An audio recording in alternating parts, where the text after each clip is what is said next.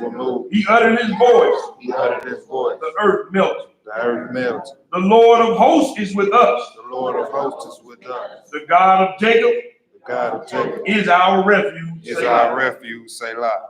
That was Psalm 46, verses 1 through 7. May the Most High add a blessing to the reading, hearing, and doing of his holy word. Hallelujah.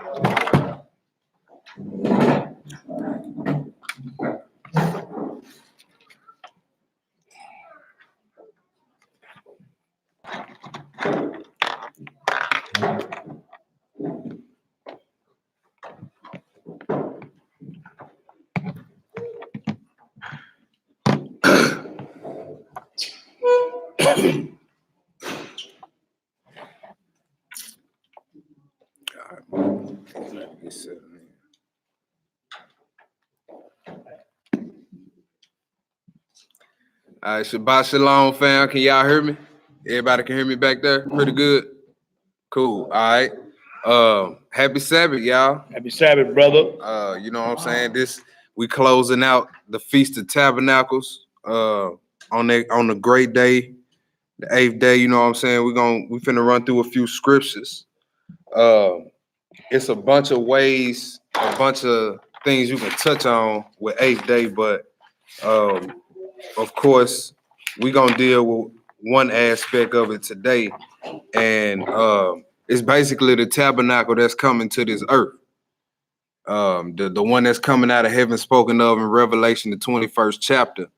And the title of the lesson is, what is the title? Make your calling and election sure to dwell in the tabernacle of Yahweh, right? So we know that this scripture, make your calling and election sure, is in 2 Peter, the 1st chapter. A lot of people like to quote it, but how do you do that? You know what I'm saying? That's basically what we're going to be going over today. You know what I'm saying? As far as, and when you see what all you got to do to make it sure, you know what I'm saying? It's basically the same thing we could read in the Torah in Psalms 24. Or Psalms 15, what we going to read. Who should dwell in the tabernacle of the Almighty?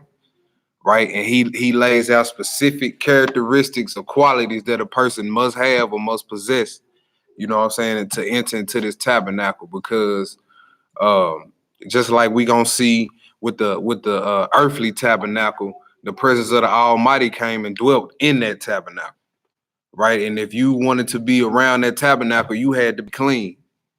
You couldn't be any kind of way you wanted to be, right? So let's go and start this off. Let's go to Exodus 23 first. And then we're gonna look at a few brothers, a few patriarchs, a few of our ancestors that was ready to give up their earthly tabernacle. You know what I'm saying? And what some of the things that they told us to be doing, that they told their descendants to be doing in these last times, so that they can enter into this heavenly tabernacle that's coming.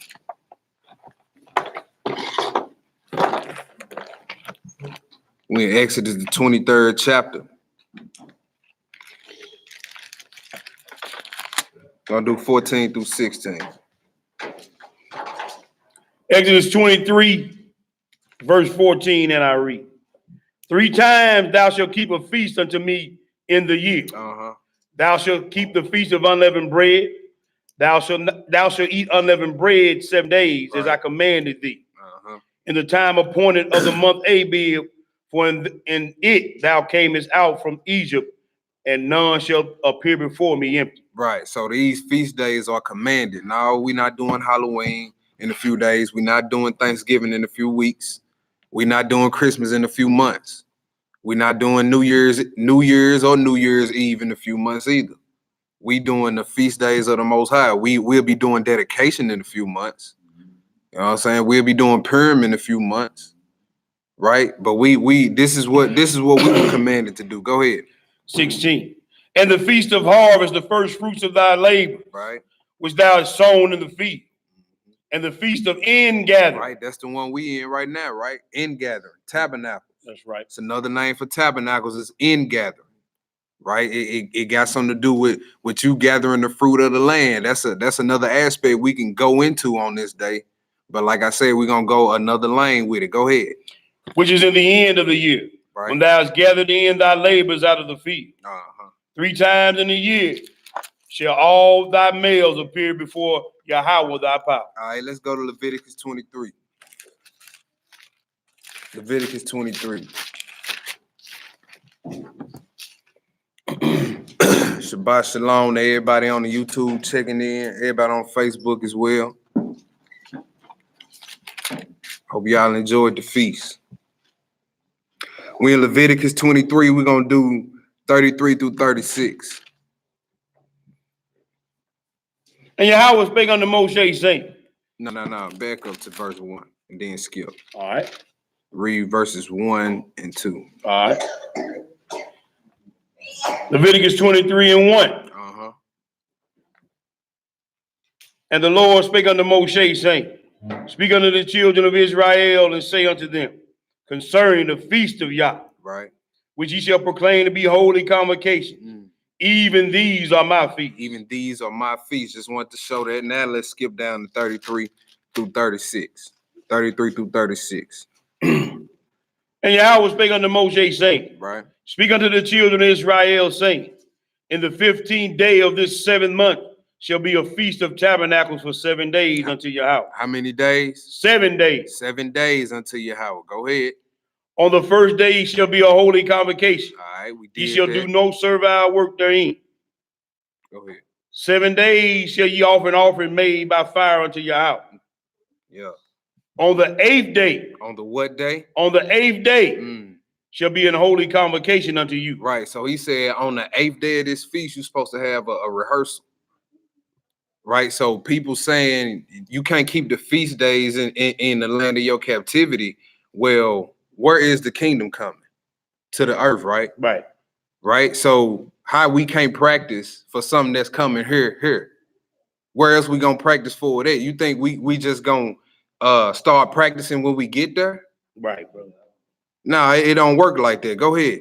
7 days ye shall offer an offering made by fire unto the Lord. Right. So, and a lot of brews say this day don't mean nothing. Well, why are we commanded to rehearse on the 8th day? Go ahead. On the 8th day shall be a holy convocation unto you. Right. And ye shall offer an offering made by fire unto Yahweh. It is a solemn assembly, and ye shall do no servile work therein. No servile work therein. All right. So we showed it twice in the Torah where it's commanded for us to keep. And then we're going to show, let's go to the New Testament. Let's see the Messiah. Let's go to John 7.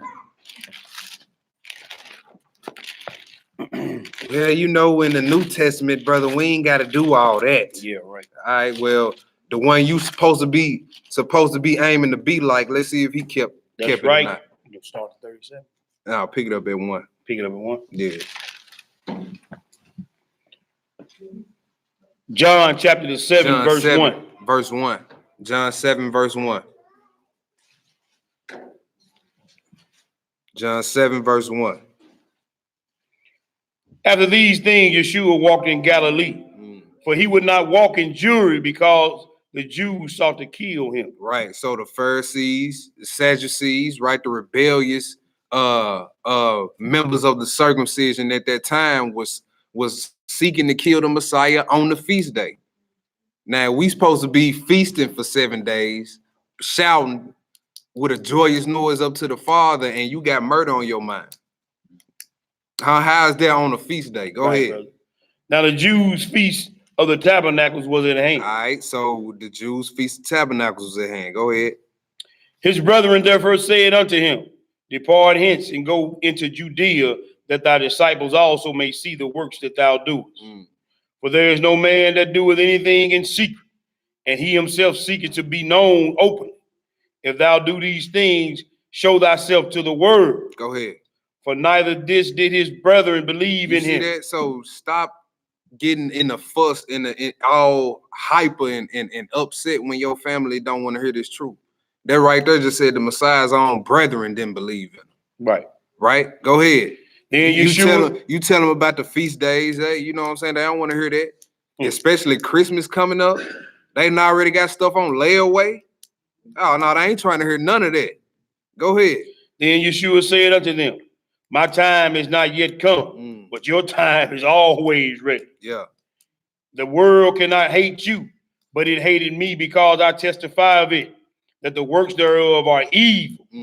Go ye up unto this feast, and go not up yet unto this feast. He said, I go not up yet to this feast. Go ahead.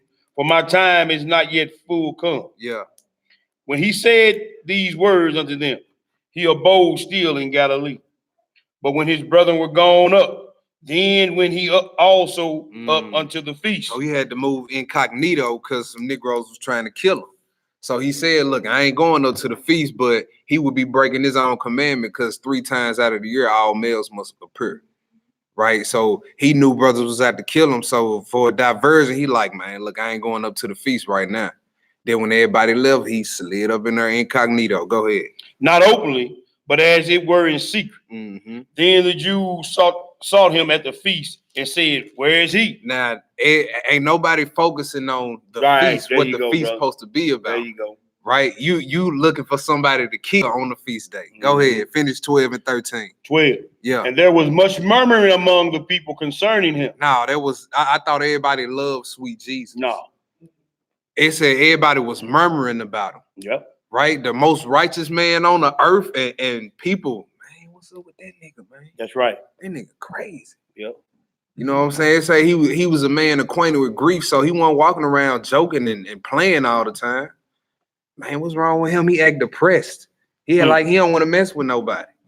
People was murmuring about him. What you think they gonna do about you?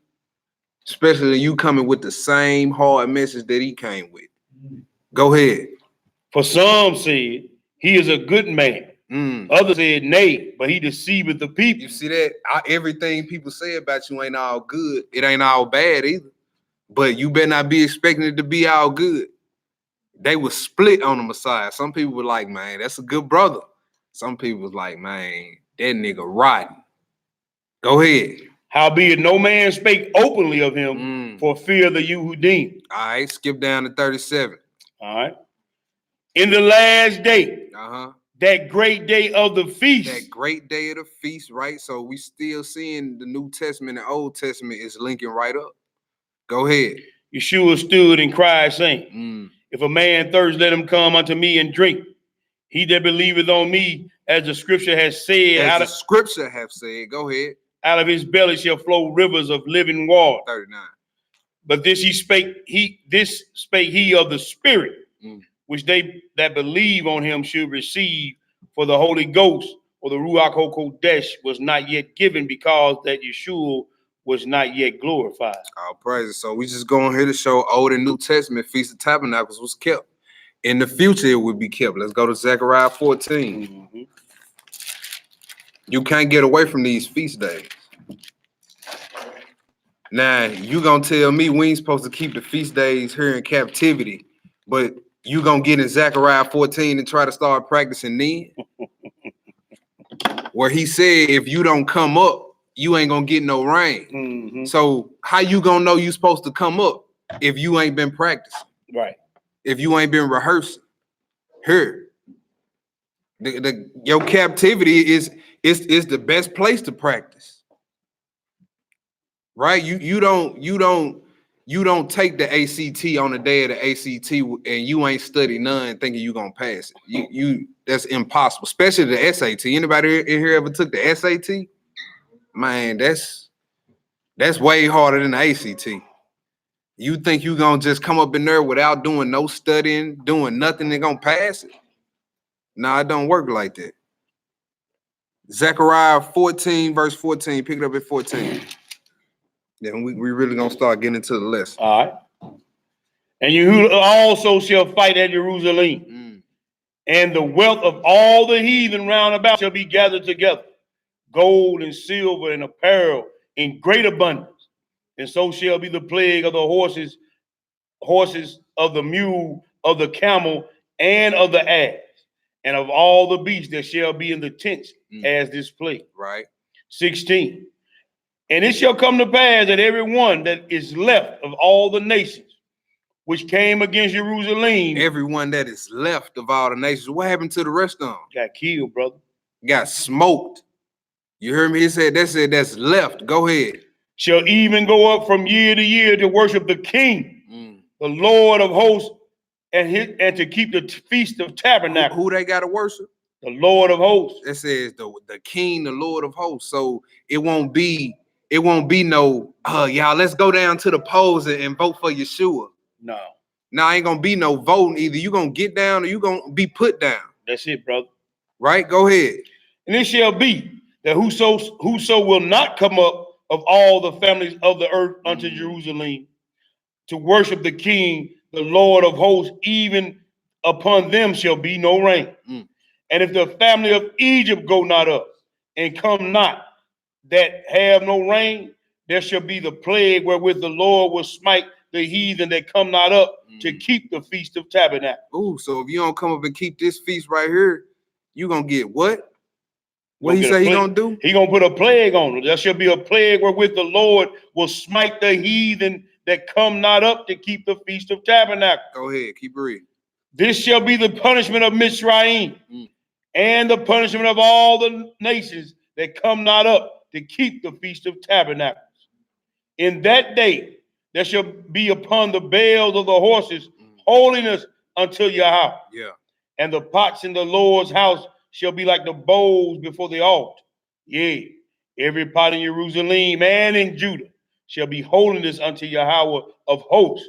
And all they that sacrifice shall come and take of them and see therein. Right. And in that day, there shall be no more the Canaanite in the house of the Lord of hosts. All right, let's go to Exodus 25. Let's look at this earthly tabernacle. Let's look at the earthly tabernacle because all of it meant something deeper. Right. I'm sorry. Let's go to Colossians 2. Let's do this real quick. Colossians 2. Colossians 2 and 16. Sorry.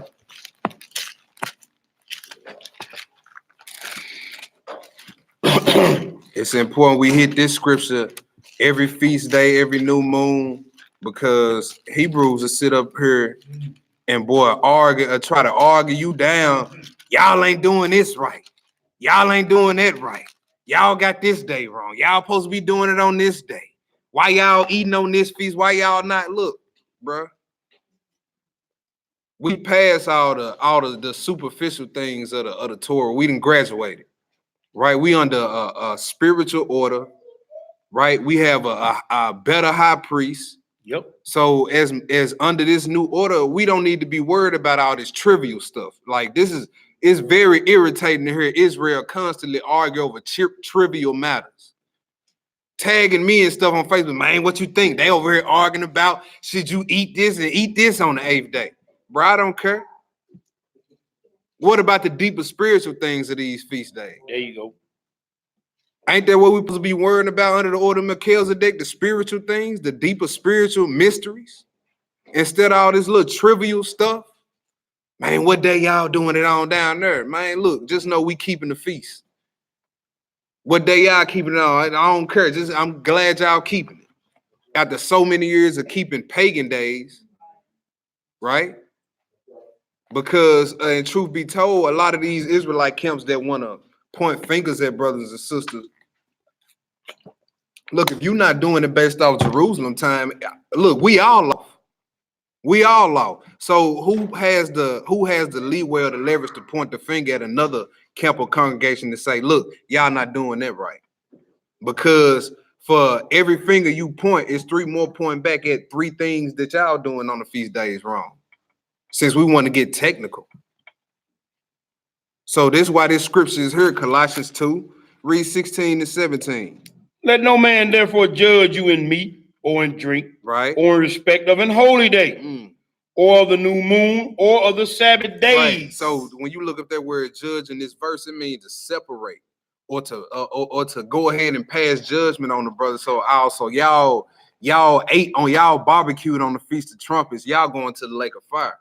That scripture say, look, don't be cutting each other off over stuff like that, because none of you Negroes mastered the Most High's calendar, which is the sun, the moon, and the stars. Ain't none of us mastered that.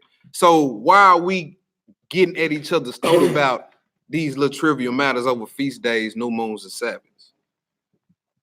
Go ahead. 17. which are a shadow of things to come. It's just a shadow. But the body is of Yeshua HaMashiach. Right. Like AI said, man, this is practice. What we arguing for? Right. Go ahead. 18. Nah, you read this 17 again, one more time. Which are a shadow of things to come. Right. But the body is of Hamashiach. The body is of Hamashiach. All right. So now let's get into this lesson. Don't be cutting your brothers off because they see new moons. They don't celebrate new moons, or they might celebrate new moons or whatever. Who cares? Do it to the best of your ability and do it for the Most High, whatever you're doing.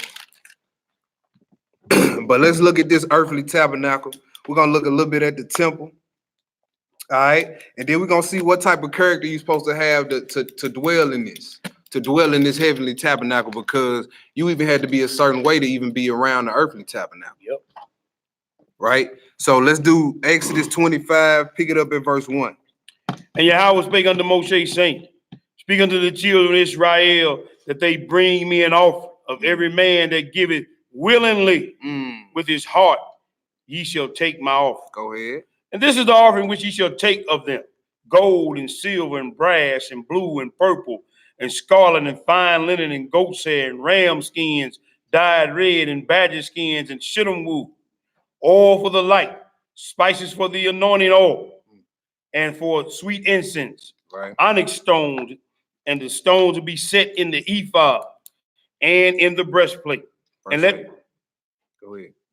Yeah, go ahead. Verse 8, and let them make me a sanctuary. Let them do what? Let them make me a sanctuary. All right, so he said, let them make me a sanctuary, but what was the type of spirit you had to have on you to even come to do this? It had to be out of the willingness of your own mind. Then nobody had to twist your arm and beg you to get down with this. Right? You took it upon yourself to bring your own supplies, right? The ones that was commanded of you to bring, right? You did it without complaining. Willing mind. Go ahead. That I may dwell among them. Yeah, that I may do what? Dwell among them. Also, the tabernacle was the dwelling place of the Almighty. Right? Go ahead. According to all that I show thee after the pattern of the tabernacle, and the pattern of all the instruments thereof, even so shall ye make it. So he just didn't say, I bring whatever you want to bring and just make it however you want to make it. Just do what y'all feel. Now he said, look, come with a willing heart. Yep. He said, make me a sanctuary so that I may dwell among you. Right. And then he let you know, I designed this myself. So be careful to do it just like how I showed you to do it.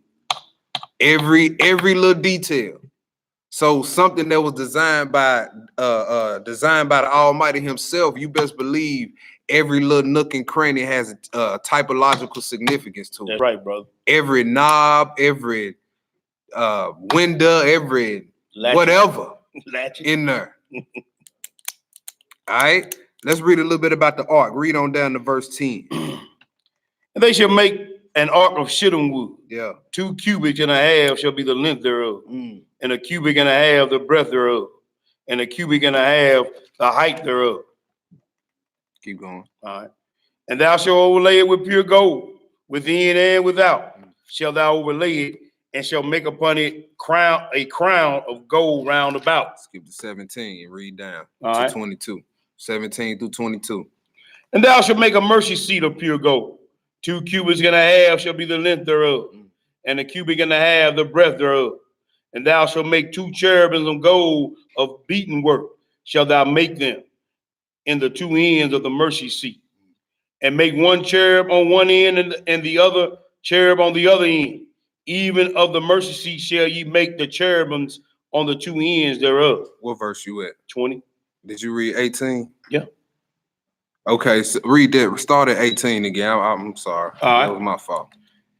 Verse 18. And thou shalt make 2 cherubims of gold of beaten work. Shalt thou make them in the 2 ends of the mercy seat. So the mercy seat represents the throne of the Most High. Now notice all these, I won't say tedious instructions, but notice all these instructions, the measurements had to be down to a science. This got to be down to a science. Notice everybody wants to say, dang, we got to do all that. Why we can't just throw the gold up there? And no, it can't be like that. right? Just like you can't serve the Most High any way you want to serve him to get into this heavenly tabernacle. That's right. So he's showing you that even right here in the Torah, that if you want to dwell, if you want the Most High to be dwelling amongst you, you got to do what he say. Right? Go ahead. Just keep reading on down. Yeah, to 22. And make one cherub on the one end, Yeah. and the other cherub on the other end. Even of the mercy seat shall ye make the cherubims on the two ends thereof. Yeah. And the cherubim shall stretch forth their wings on high, covering the mercy seat with their wings. And their faces shall look one to another toward the mercy seat shall the faces of the cherubims be. And thou shalt put the mercy seat above upon the ark, and in the ark thou shalt put the testimony that I shall give thee. And there will I meet with thee. Where at? And there will I meet with thee. So the presence will come right above that mercy seat. Right? Go ahead. And I will commune with thee from above the mercy seat, from between the two cherubims, which are upon the ark of the testimony of all the things which I will give thee in the commandment. Unto the children of Israel. All right. So for this tabernacle to have been set up, this earthly one, right? You had to pay close attention to what you was told and do it. Right, you had to work together with your brother. You couldn't have done nothing like this with all these intricate details, fussing and fighting hard. So the tabernacle, if you wanted him to come dwell in this earthly tabernacle, you had to have brotherly love, right? You had to be willing to listen, and you had to have patience. This wasn't no overnight job, right? So he already showing you the qualities for him to come dwell amongst you. What you got to be doing. Right here in the Torah. All right, let's go a little bit further. Let's go to Exodus 40.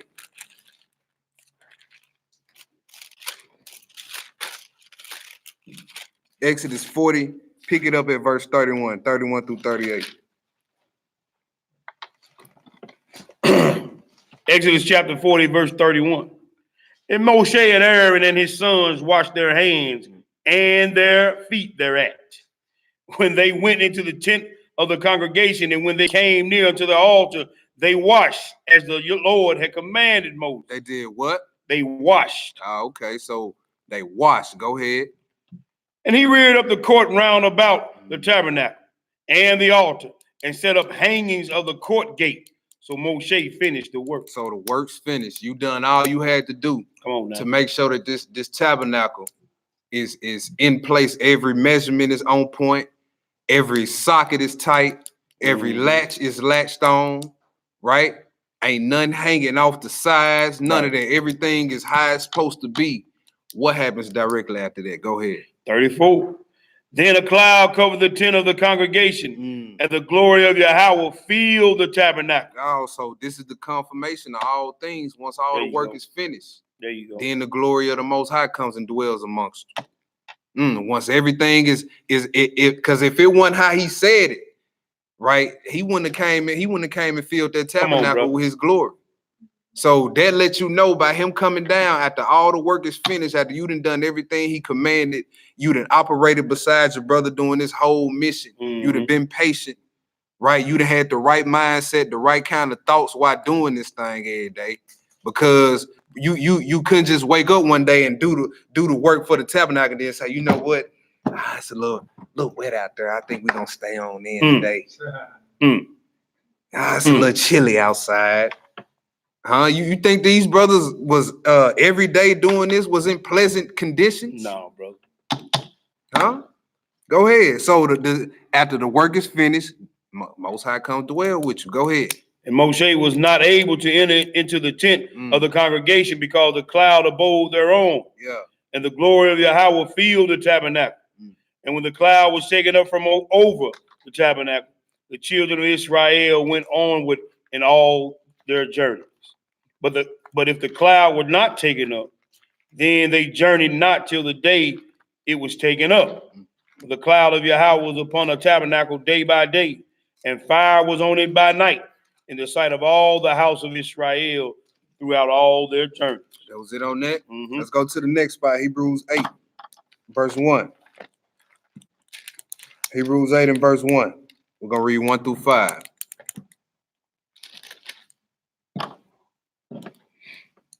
Hebrews chapter 8, verse 1. Yeah. Now the things which we have spoken, this is the sum. We have such an high priest who is set on the right hand of the throne of the majesty in the heaven, That's right. a minister of the sanctuary Mm. and of the true tabernacle, Of the true tabernacle. Go ahead. which Yahweh pitched and not man. Which who pitched? Yahweh. Okay, and not man, right? So this is what I'm saying. Like now you see the transition when you get from the Old Testament to the New, it's spiritual. Mm-hmm. You know what I'm saying? We not looking at Aaron anymore. We not at Mount Sinai. We going to Mount Zion because don't the prophet say that's where the law gonna go for? That's right, brother. Right? Go ahead. For every high priest is ordained to offer gifts and sacrifices. Wherefore it is of necessity that this man have somewhat also to offer. Mm-hmm. Go ahead. For if he were on earth, Right. he should not be a priest, seeing that there are priests that offer gifts according to the law. Right, because nobody from Judah was prophesied to be at the altar doing priest work doing the order of Aaron. Mm-hmm. Only Levites and Aaron's sons could be high priests, right? Go ahead. Who serve unto the example of the shadow of heavenly things. The what? The shadow of heavenly things. Go ahead. As Moshe was admonished of Yah when he was about to make the tabernacle. Mm. For see, saith he, that thou make all things according to the pattern shown to thee in the mount. In the mount. I just wanted to go there to show that there was a blueprint for something heavenly. So if he gave you a blueprint of an earthly tabernacle, then you know there's a heavenly one. Right? Mm-hmm. All right. So we're gonna get into that in a little bit. Let's go look at Jeremiah chapter 3. Let's go look at something about this ark.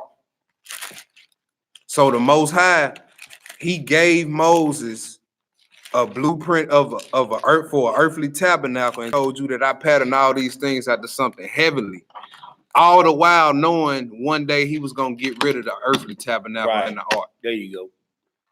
He knew it was gonna be temporary. Right? So let's go to Jeremiah 3.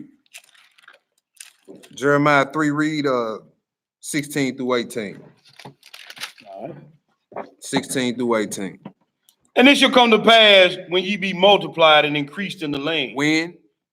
In those days, said Yahweh. Yeah. Excuse me. I'm sorry. They shall no more. They shall say no more. The ark of the covenant of the Lord. Right. Neither shall it come to mind. Neither shall they remember it. Neither shall they visit it. Neither shall that be done anymore. Mm-hmm. And at that time, they shall call Jerusalem the throne of Yahweh, and all the nations shall be gathered unto it, to the name of Yahweh, to Jerusalem. Neither shall they walk any more after the imagination of their evil heart. 18. In those days, the house of Judah shall walk with the house of Israel, and they shall come together out of the land of the north to the land that I have given for an inheritance unto your father. Yeah, okay. So verse 16 said, when it should come to pass when ye be multiplied and increased in the land, that they shall no more say the ark of the covenant. So we read in Exodus 40, he would come and sit right above that mercy seat. His presence will come right above that mercy seat, right? So that'll be no more in Israel when we back in the land and multiply, right? So let's go a little bit further. Let's go to 2 Maccabees. Let's go to 2 Maccabees chapter 2. We're just doing a little history right now on the earthly tabernacle. That's our little brief little history. 2 Maccabees chapter 2. Read 1 through 8. All right. 1 through 8. It is also found in the records that Jeremy, the prophet, commanded them that they... Oh, my bad. Anybody there? Y'all good?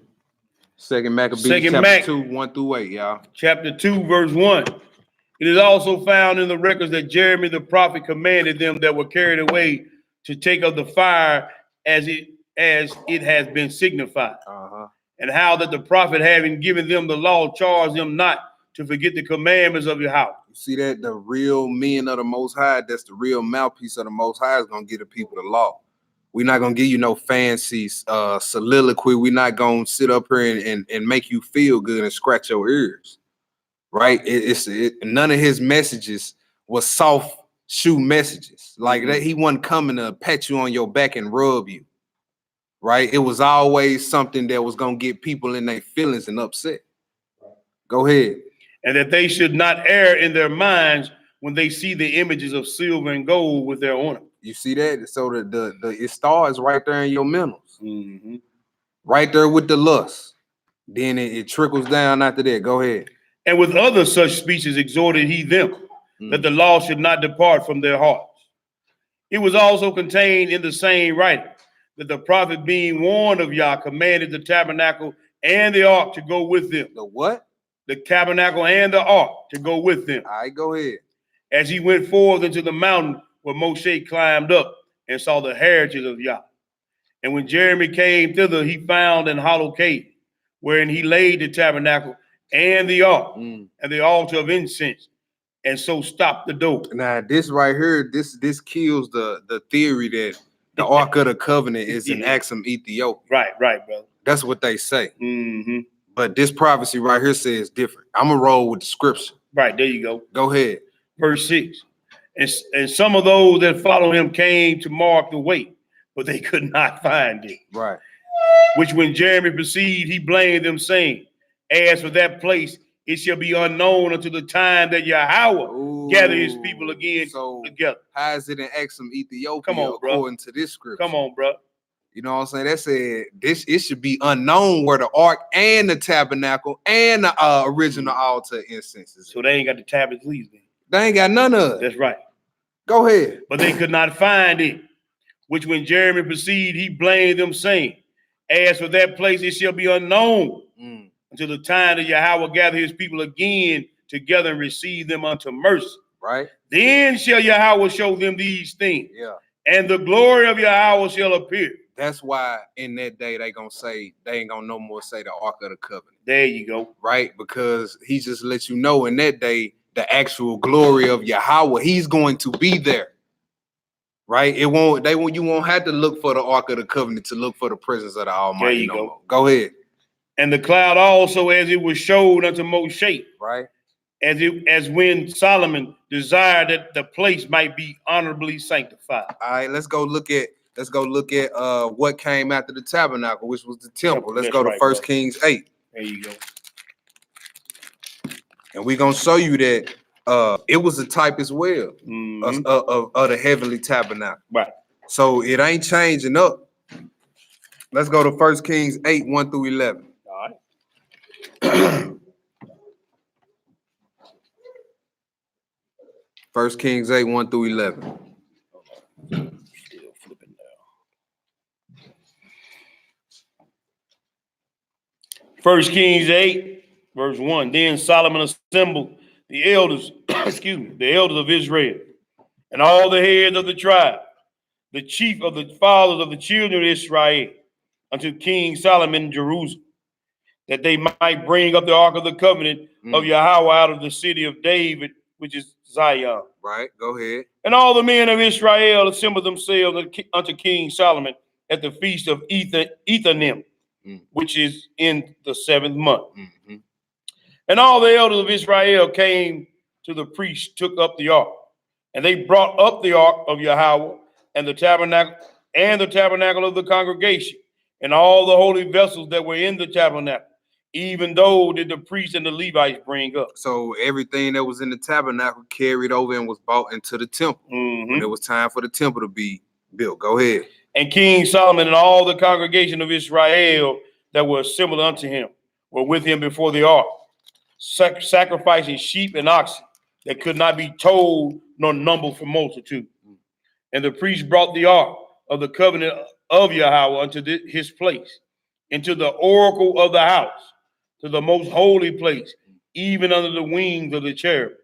The cherubim spread forth their 2 wings over the place of the ark, and the cherubims covered the ark, and the staves thereof above. And they drew out the staves, that the ends of the staves were seen out in the holy place before the oracle, and they were not seen without. And there they are unto this day.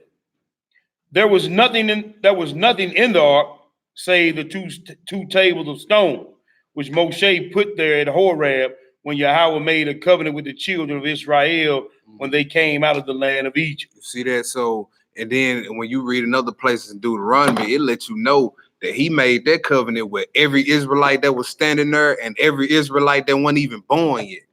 Yep. Right? So if you an Israelite, whether you know it or not or like it or not, you are in a blood covenant with the Most High and his son. Go ahead.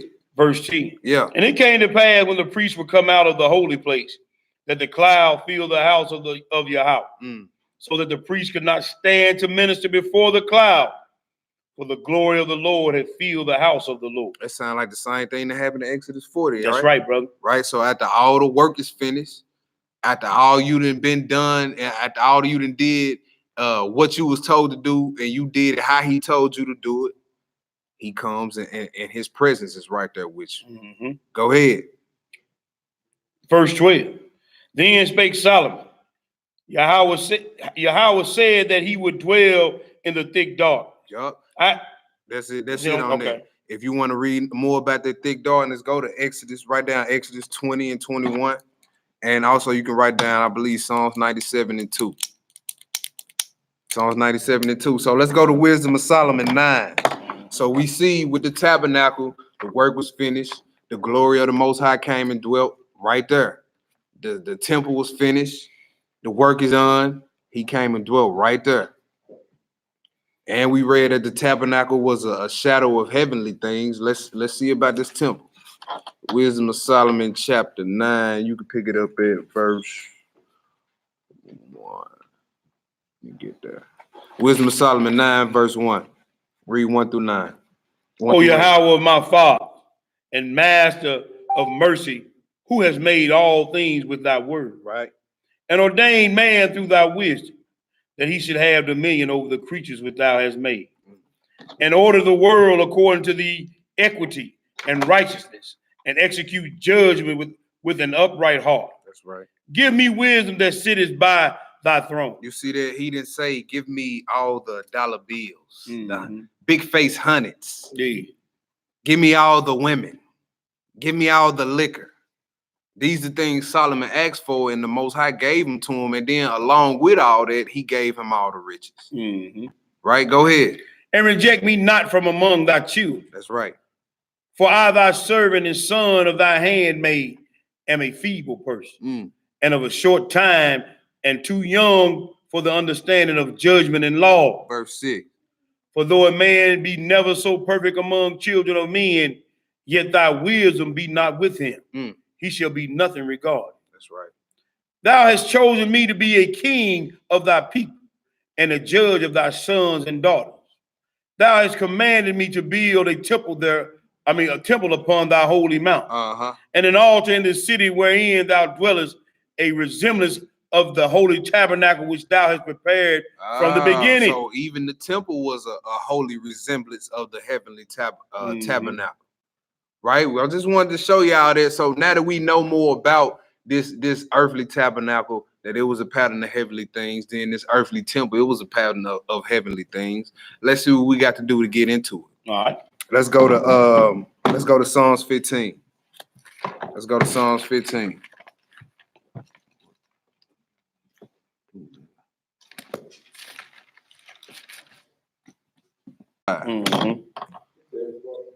Yeah. I see some of the people that dropped off of it, so it probably is buffering.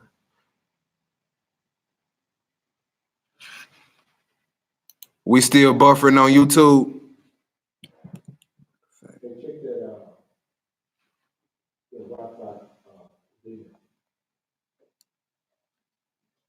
He buffering on mine. Sometimes it be the individual device. Sometimes. Yeah, check your device. Cause I just pulled it up. We ain't buffering. But we was at worketh. We looking up the word worketh in Psalms 15, and it is 864:66. It's pa'al. It's a verb. It means to do or make. And the Strong's definitions. This the word that really caught my eye. To do systematically and habitually. Right. So you strategic with executing the laws of the Most High.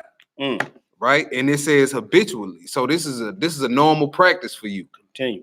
This is second nature. You wake up, you praying every prayer hour, you reading when you're supposed to. When you get the urge to fast, you fasting. When you get the urge to check up on a brother or sister, you ain't hesitating. This is your life now, right? So it says that worketh righteousness. All right, we back in verse 2. Mm-hmm. Go ahead. And speaketh the truth in his heart. Go ahead. He that backbiteth, not with his tongue, nor doeth evil to his neighbor. You see that? These are all the characteristics of the people who will live in the tabernacle of the Most High, right? You got to walk uprightly. You can't just be a hearer to where you got to be a doer. It said that worketh righteous. Another word that was in the definition literally is practice, right? So the practice righteousness is not enough for you to read a script about being righteous and be like, oh, let me memorize that so I can know it when somebody asks me about it. But you ain't even applied it. Start applying this stuff. Go ahead. Nor taketh up a reproach against his neighbor. Right. In whose eyes a vile person is continued. Right. So you hate wickedness. Right. You applying the word. You got righteous thought process that speak truth in his heart. Right. Then it says he that backbiteth not with his tongue. So you got your lips under control. Then it says, nor doeth evil to his neighbor. So you constantly showing brotherly love. All this is habitually, continually, non-stop. Mm-hmm. Go ahead. But he honoreth them that fear Yahweh. But you love those that love the Most High. And a vile person, you can't stand a vile person. Go ahead. He that sweareth to his own hurt and changes not. Go ahead. He that putteth not out his money to usury, nor taketh reward against the innocent.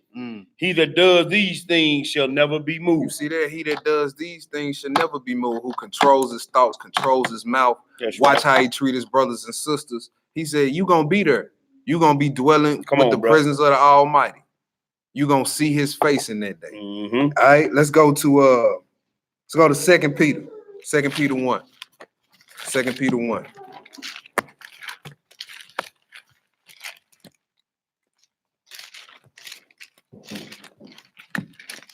Second Peter 1. We're going to pick it up at verse 1. All right. 2 Peter 1, verse 1.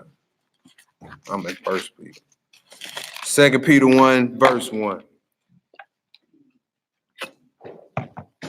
Do 1 through 14. All right. Simon Peter, a servant of the apostle of Yeshua HaMashiach, to them that have obtained like precious faith. Oh, so the brothers that was in leadership positions, they wasn't getting everybody to serve them. Right. They said they was a servant.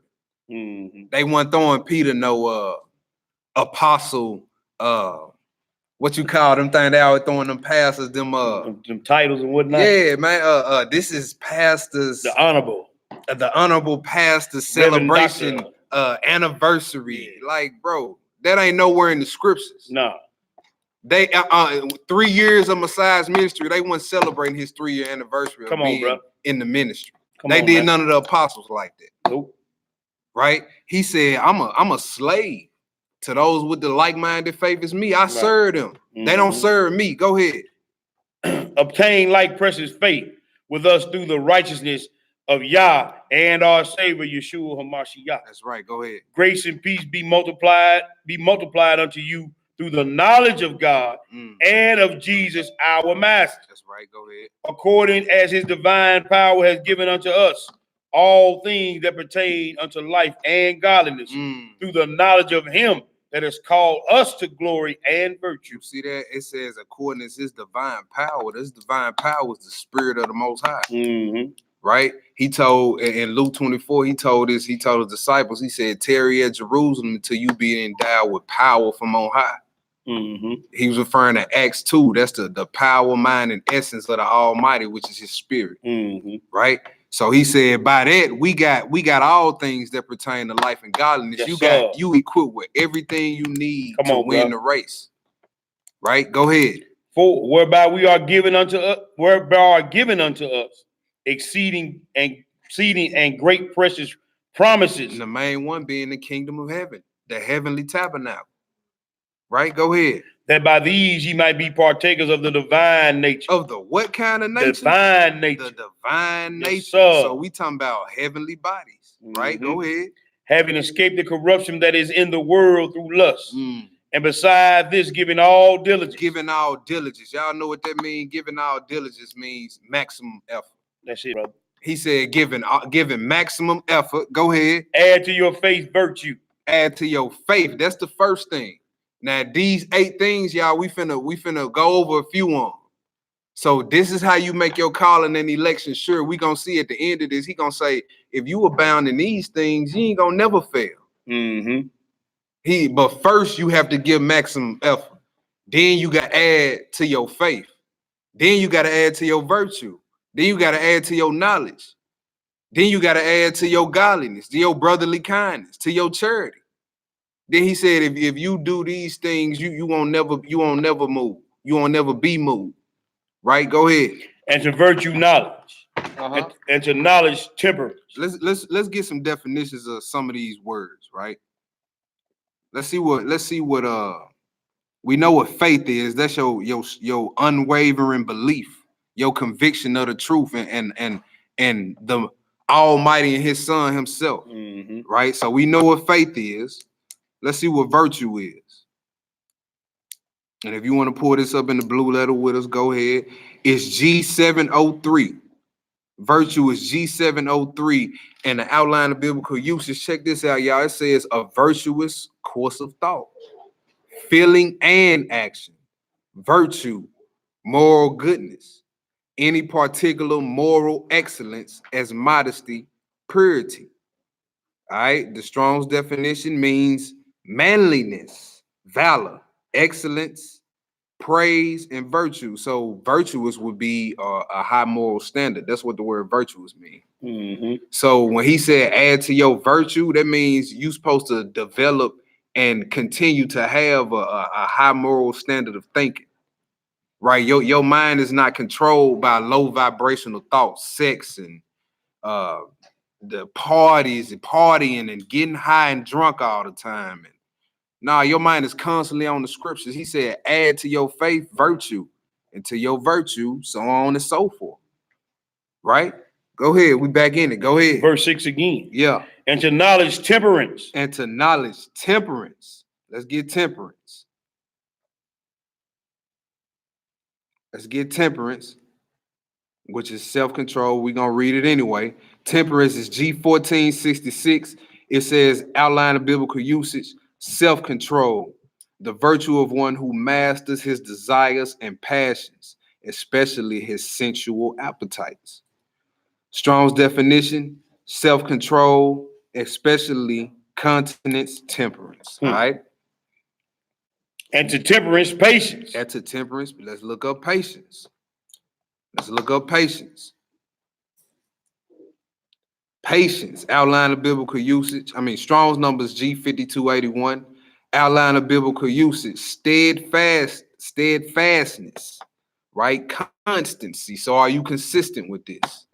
This is what patient means. It don't mean just waiting for something, right? But it also means consistency. Are you in this scripture every day? Or it's just something you do on the Shabbat and let it collect dust until next Shabbat? Constancy, right? That's a part of your patience. Endurance, right? So how much can you endure and how long can you go when it's bad, when it's tight, when it's hard, right? In the New Testament, the characteristic of a man who is not swerved from his deliberate purpose. That's right. And his loyalty to faith and piety by even the greatest trials and suffering. That's right. Patiently and steadfastly, a patient endurance, sustaining perseverance. We skip down to the Strong's definition. It says cheerful or hopeful. So that's a part of being patient. Man, damn, one thing after another. That's a cheerful. You're not being patient if you like that. Right? Cheerful, hopeful. You're not pessimistic. Just because it's almost the end of the month and you barely got enough to put on the light bill, you think it's gonna get done. Are you hopeful? Right? Are you cheerful going through these trials? Right? It says constancy, enduring, Patience, patient, continuance, waiting. All right, go ahead. And to patience, godliness. Uh-huh. And to godliness, brotherly kindness. Right. And to brotherly kindness, charity. Go ahead. For if these things be in you, be in you. So if these things be in you, and what else? and abound. And abound. Let's see what abound means. So it ain't enough for you to just have a small measure. Well, I got a little faith. I got a little virtue. I'm godly sometimes. You know what I'm saying? He said these things got to be in you and steadily increasing. Right? Let me pull that up real quick for y'all. That is verse what verse is that? Verse 8. Okay, that was verse 8. Let me pull this up. If these things be in you and abound is G4121, and the outline of biblical uses, the first word is to superabound. Mm-hmm. Of things to exist in abundance, to increase, be augmented, to make increase one in a thing, to make more or be more, increase, by extension to superabound, abound, abundant, make to increase, have over. So it ain't enough to just have a measure of faith or godliness or charity or brotherly love. Like sometimes you friendly with your brothers and sisters. Other days, man, you see the phone and just let it ring. You know what I'm saying? That brother and sister could be on the brink of losing their mind. And you sit there and let it ring. Nah, but if it was steadily abounding in you, you wouldn't even be like that. Huh? Every time you see your brother or sister calling, oh man, let me pick this up. Even if you miss it, you hurrying up to get back with them. Huh? It can't just be in you, it has to abound, right? Go ahead. They make you that ye shall neither be barren nor unfruitful in the knowledge of our master Yeshua HaMashiach. He said, if these things be in you and steadily increasing, you will never be fruitless when it comes to the knowledge of Yeshua. And when we talking about the knowledge of YHWH, y'all, we not talking about no surface level knowledge. We talking about the deeper mysteries of the scripture. So you will never be burned in that type of knowledge. He gonna always be revealing things in you. Why? Because you constantly refining. That's right, bro. You constantly going hard for him. You constantly trying to be conformed into his image. Because these is characteristics that he constantly put on display. Right? So if you doing that, he said, you ain't gonna never be, what script was that? Man, I can't remember no scriptures. Nah, he said, man, you gonna be around here, you gonna know this thing like the back of your hand. And he's steadily gonna be revealing mysteries. Right? Go ahead. But he that lacketh these things is blind. Is what? Is blind. He that lack these things is blind. And cannot see afar. And has forgotten that he was purged from his old sin. Y'all know what that's basically saying? He that lacks these things and call himself a believer but lacks these things, you don't even know your true spiritual condition. That's how blind you is. You think you in the truth because you keep the Sabbath day, but in the eyes of the Most High, you still blind. That's dangerous. You can't even see your own spiritual condition if you lack these virtues right here. That's dangerous. If you lack faith, if you lack virtue, which is a high moral standard of thinking, if you lack brotherly kindness, and if it ain't increasing, right? That's one of the main reasons we left the class we left. Yep. Wasn't nobody trying to abound. Everybody was happy in they one little spot. You arrive at a certain level of knowledge and all of a sudden, I'm here now. I don't need nothing else. Dangerous. I'm good. We got the biggest Israelite camp in the whole wide world. We good. That's one of the main reasons I stopped coming, because it wasn't no growth. Wasn't no growth there. And then just talking to a lot of brothers and sisters, it's still a lot of good brothers and sisters at that class. Just from talking with them, man, the same stuff still going on. Same stuff still going on. Are them brothers and sisters that's under that, willingly under that, are they blind according to the scripture? That's what we just read. According to the scripture. Go ahead. Verse 10. Wherefore the rather, brethren, give diligence to make your calling and election sure. You see that? Make your calling, man. Make this a sure thing. Don't be on your deathbed talking about, man, I don't know, bro. Man. You done been called by the Most High. He said, make this a sure thing.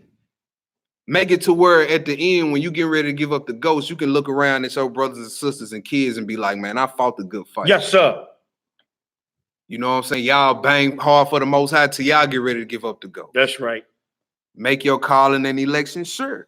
And he just told you, he said, if you do all these things, you ain't gonna never be barren or lacking. Mm-hmm.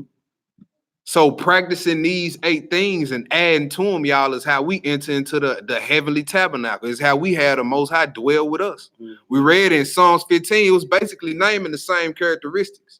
Watch your mouth. Watch how you thinking. Watch how you treat your brothers. You see what I'm saying? Do righteous judgment. Same things. Go ahead. For if you do these things, ye shall never fail. Ooh, ye shall never fail. Never.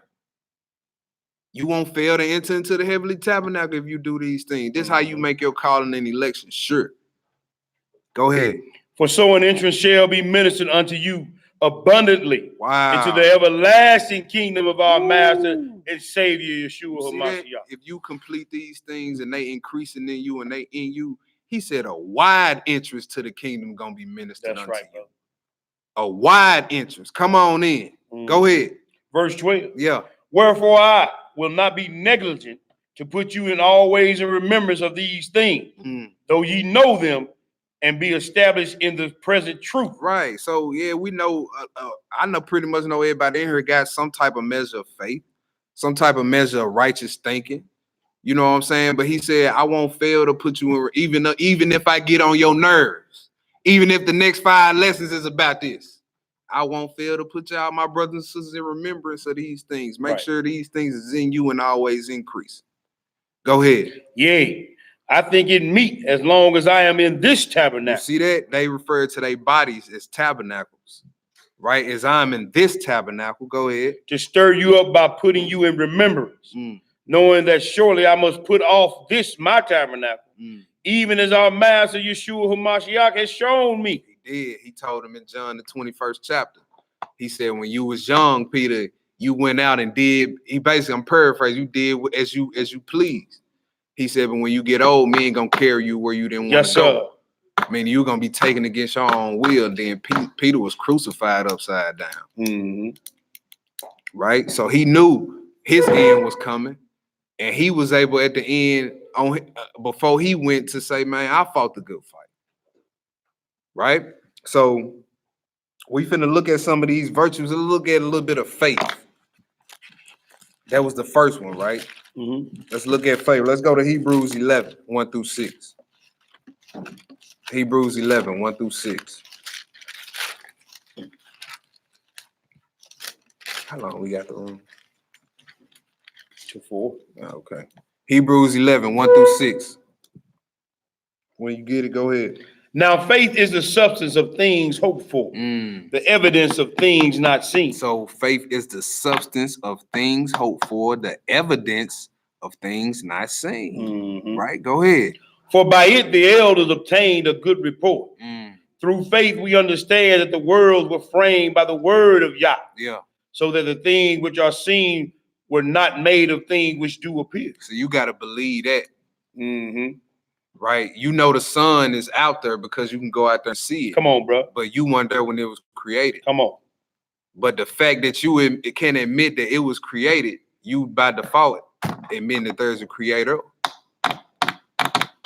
Right? So that's why man will be without excuse whether he was in the scriptures or not on Judgment Day. Because nature, you can look at nature and tell that it's some greater and more powerful and more complete than you out there. Right? Go ahead. By faith, Abel offered unto Yah a more excellent sacrifice than Cain. Now, how was it by faith he offered a more excellent sacrifice? Where in Romans 10, the scriptures say faith comes by hearing. Right? You like my brother Maccabee say, you can't work your way to faith.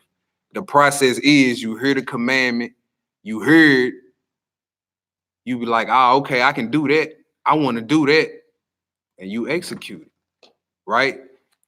You hear the commandment, you believe it, you convicted by it, and then you do the work. Faith come by hearing. So Abel heard the command of the sacrifice. He said, you know what? This for the Almighty. I'm going to give him my all. Mm-hmm. Cain heard it and was like, he ain't nobody. Okay. He didn't really believe what he was doing. Just like the rich man, Matthew 19. Mm-hmm. Good master, what must I do to enter into eternal life? Keep the commandments. He like, man, I done kept them from my youth up. All right, so the Messiah checked his faith. I give up everything you own and come follow me. I ain't got nowhere to lay my head at night. You know that, right? He went away looking sad. Why? Because he had no faith and his God was in his riches. Mm-hmm. Right? So you can be keeping commandments and really not be believing what you're doing. And that ain't enough in the eyes of the Most High. Oh, You can be doing this how because I just don't want nobody to stop me if they see me out on the street and say nothing. I really don't want to be keeping the Sabbath day though. You're not getting in with that mindset. no, brother. Right? Go ahead. By which he obtained witness that he was righteous. Yeah. Y'all testifying of his gifts, and by it he being dead yet speaking. Mm. By faith Enoch was translated, Yeah. that he should not see death, and was not found, because Yah had translated him. For before his translation, he had this testimony that he pleased Yah. That's right. Go ahead. But without faith, it is impossible to please him. So faith is something you must have. Without faith, you cannot please the Almighty. Mm-mm. We saw it with Cain, right? We finna look at it in this book of Jasher when Abraham got thrown in that fiery furnace. Right, brother. One had faith, one didn't. Who pleased the Most High and who didn't? There you go. All right, go ahead. For he that cometh to Yah must believe that he is, and that he is a rewarder of them that diligently seek him. All right, so let's go to another spot. Let's go to Luke 8. Luke chapter 8.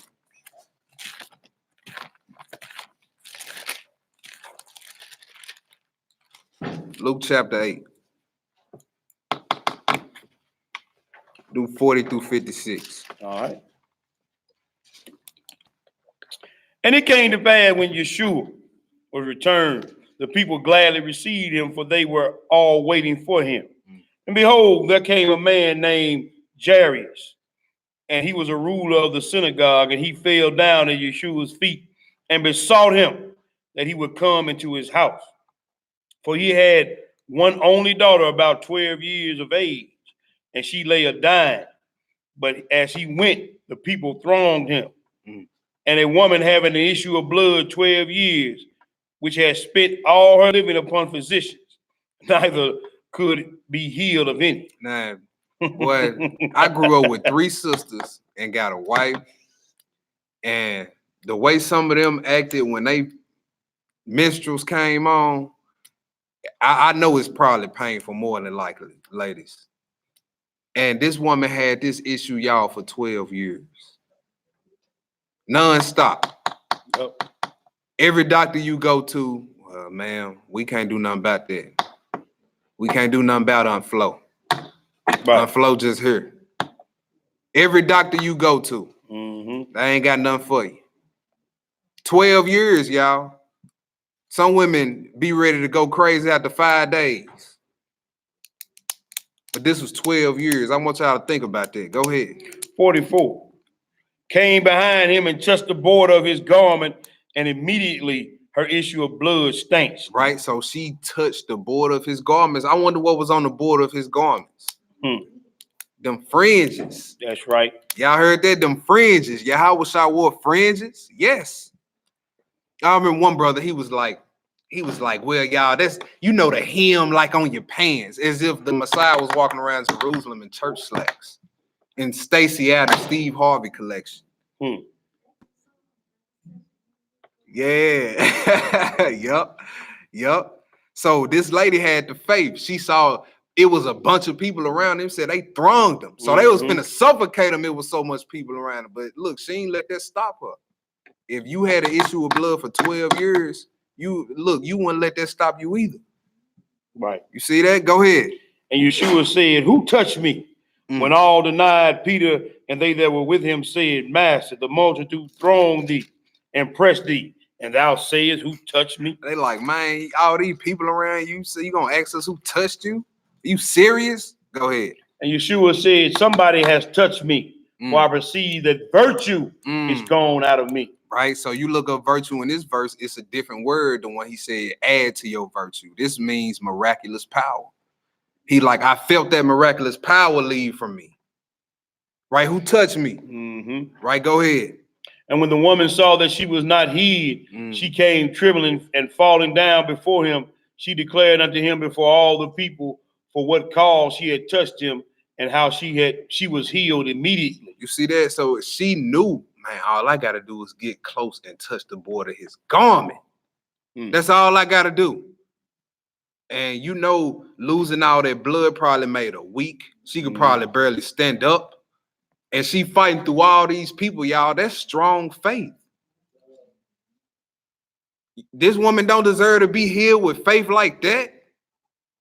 Go ahead. And he said unto her, daughter, be of good comfort. Thy faith has made thee whole. You see that? Your faith has the power to heal you of diseases. A strong belief. Look at the placebo effect. These people go in with all type of different serious ailments and they give them a sugar pill and they come back a week later, ain't nothing wrong. That should let you know you had the power to heal yourself right here. It starts, every disease starts with a bad thought, a constant bad thought process. Oh, I'm so tired and sick. Next thing you know, you wake up the next morning, you sick.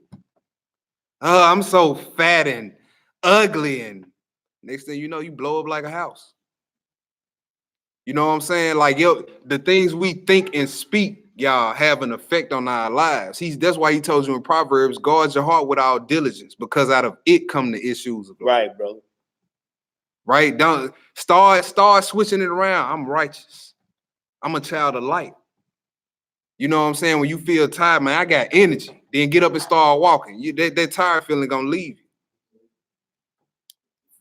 Our words are spells, y'all. It ain't got nothing to do with witch type spells. Just your words is a spell, period. Why you think they call it spelling? All right, go ahead. Go in peace. Verse 49. While he yet spake, there cometh one from the ruler of the synagogue's house, saying to him, thy daughter is dead, trouble not the master. But when Yeshua heard it, he answered and saying, fear not, believe only. Believe and still fear a little bit. Believe only. Go ahead. And she shall be made whole. You see that? Believe only. Believe only, and she shall be made whole. That ain't hard. Go ahead. 51.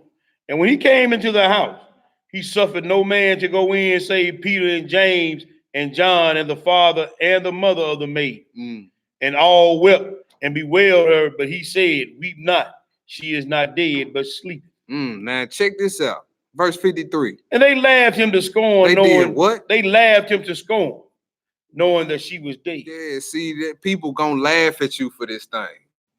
You know what I'm saying? Like, she ain't dead. She's sleeping. What y'all crying for? This nigga, he's stupid. He don't even know she been dead. Yeah. Now, you don't know who you talking to. Right? Go ahead. And he put them all out. Yeah. And took her by the hand and called, saying, maid, arise. And her spirit came again, and she arose straightway. And he commanded to give her meat. And her parents were astonished, but he charged them that they should tell no man what was done. Right. So if you got people around you that they don't got no faith, you need to get away from around them or tell them to get away from around you. Exactly, bro. Right. Because can't no miracles be worked where it ain't no faith. Okay. If your faith small, guess what? You'll witness some miracles on a small scale. But if you got big faith, you're gonna witness some big miracles. Right? If you got faith of a mustard seed, right? You can tell this mountain be removed. So what if your faith was bigger than the mustard seed? Right? So strong faith, right? Let's go look at something else. Let's go to the book of Jasher.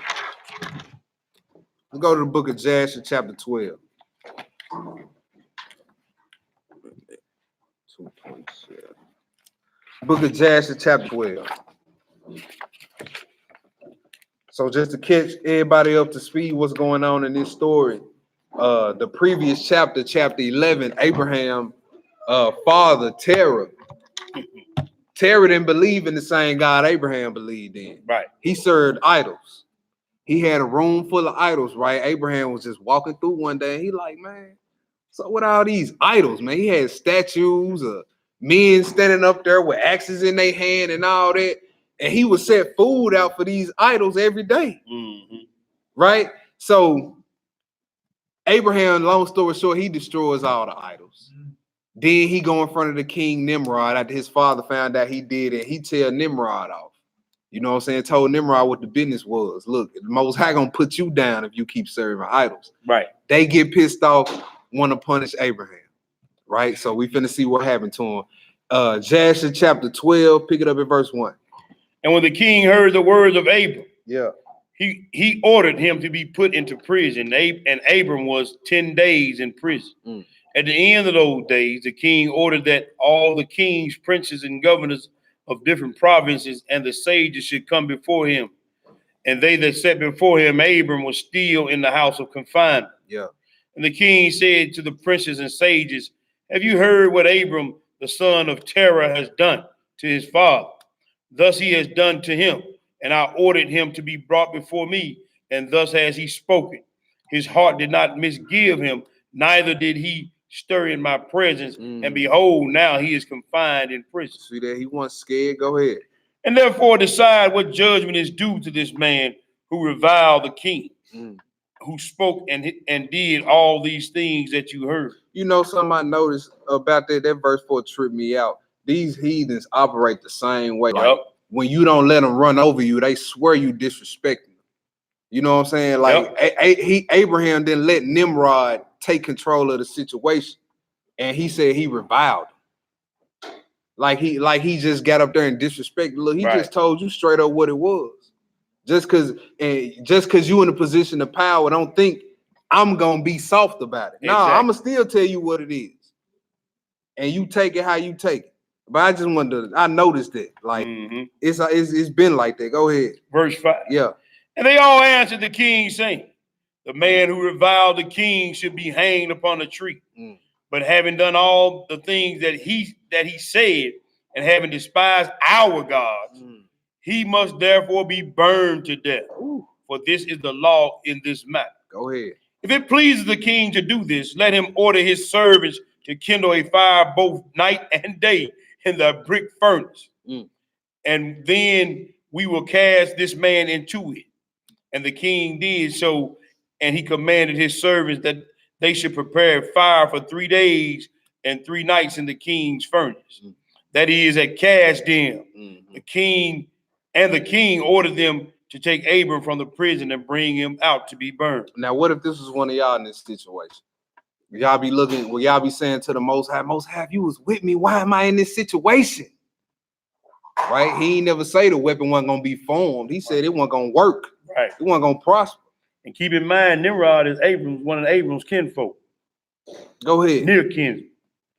And all the kings, servant, princes, and lords, and governors, and judges, and all the inhabitants of the land, about 900,000 men stood opposite of the furnace to see Abram.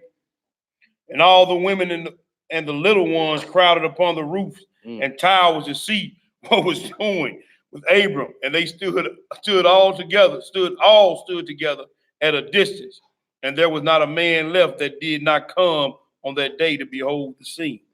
Like a lynching, ain't it? That's what I was just thinking. Yep. I was just thinking all that. Yep. Go ahead. And when Abram was come, the conjurers of the king and the sages saw Abram, and they cried out to the king, saying, our sovereign Lord, surely this is the man whom we know to have been the child at birth, whose great star swallowed the 4 stars, which we declared to the king now 50 years since. All right, so Terah switched child. Abraham was supposed to die upon birth. Right. But Terah, he just took a child, I believe it was one of his servants or something like that, and put him in the place of Abraham. But at the time, the king didn't know what was going on. He didn't know that his father had done that. Go ahead. And behold now. I believe that's What's that? Jasher chapter 8, I believe. Go ahead. And behold now, his father also transgressed thy commands and mocked thee by bringing thee another child, which thou didst keep. And when the king heard their words, he was exceeding wroth. Yeah. And he ordered Terah to be brought before him. And the king said, hast thou heard what the conjurers have spoken? Now tell me truly how this thou. And if thou shalt speak truth, thou shalt be acquitted. And seeing that the king's anger was so much kindled, Terah said to the king, my lord and king, thou hast heard the truth, and what the sages have spoken is right. And the king said, how couldst thou do this thing, to transgress my orders and to give me a child that thou didst not beget, and to take value for him? Now watch Terah. Watch Abraham daddy, y'all. Watch this. And Terah answered the king, because my tender feelings were excited for my son at that time. And I took of my son, took a son of my handmaid, and I brought him to the king. What verse you at? 15. Verse 15, yeah. And the king said, who advised thee to this? Tell me, and do not hide aught from me. And then thou shalt die. Boy, I can just picture that ugly Hamite scowling. Who told you to do this? Tell me now. Boy, Terah's sitting there like, he finna just rat one of his sons out, y'all. They didn't have nothing to do with it because he got scared. Go ahead. And Terah was greatly terrified in the king's presence. And he said to the king, now, boy, he threw his brother clean up under the bus. It was Haran, my eldest son, who advised me to do this. Oh, man, go ahead. And Haran was in those days that Abram was born 32 years old. But Haran did not advise his father to do anything. But Terah said this to the king in order to deliver his soul from the king, for he feared greatly. Oh, man. And the king said to Terah, Haran, thy son, who advised thee to this, shall die through fire with Abram. For the sentence of death is upon him for having rebelled against the king's desire in doing this. Right, go ahead. And Haran at that time felt inclined to follow the ways of Abram, but kept it within himself. See, even if you've been put in a bad situation, right, it's still an opportunity for you to do what's right. Right. So he thought that, he was like, man, my brother do be telling the truth about that God of the heavens. He wasn't the God of Israel at this time. This was in his mind. He was like, nah, I ain't gonna say nothing. I'll get at him a little later about it. Ain't gonna be no later.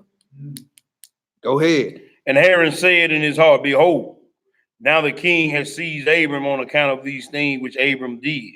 And it shall come to pass, if Abram prevailed over the king, I will follow him. But if the king prevail, I will go after the king. And when Terah had spoken this to the king concerning Haran, his son, the king ordered Haran to be seized with Abram. So we see Haran's mindset. He lukewarm, fence straddling. He like, man, look, if it started to look favorable for Abraham, I'm rolling with him. But if it start looking good with the king, that's who I'm rolling with. Sorry, Joe.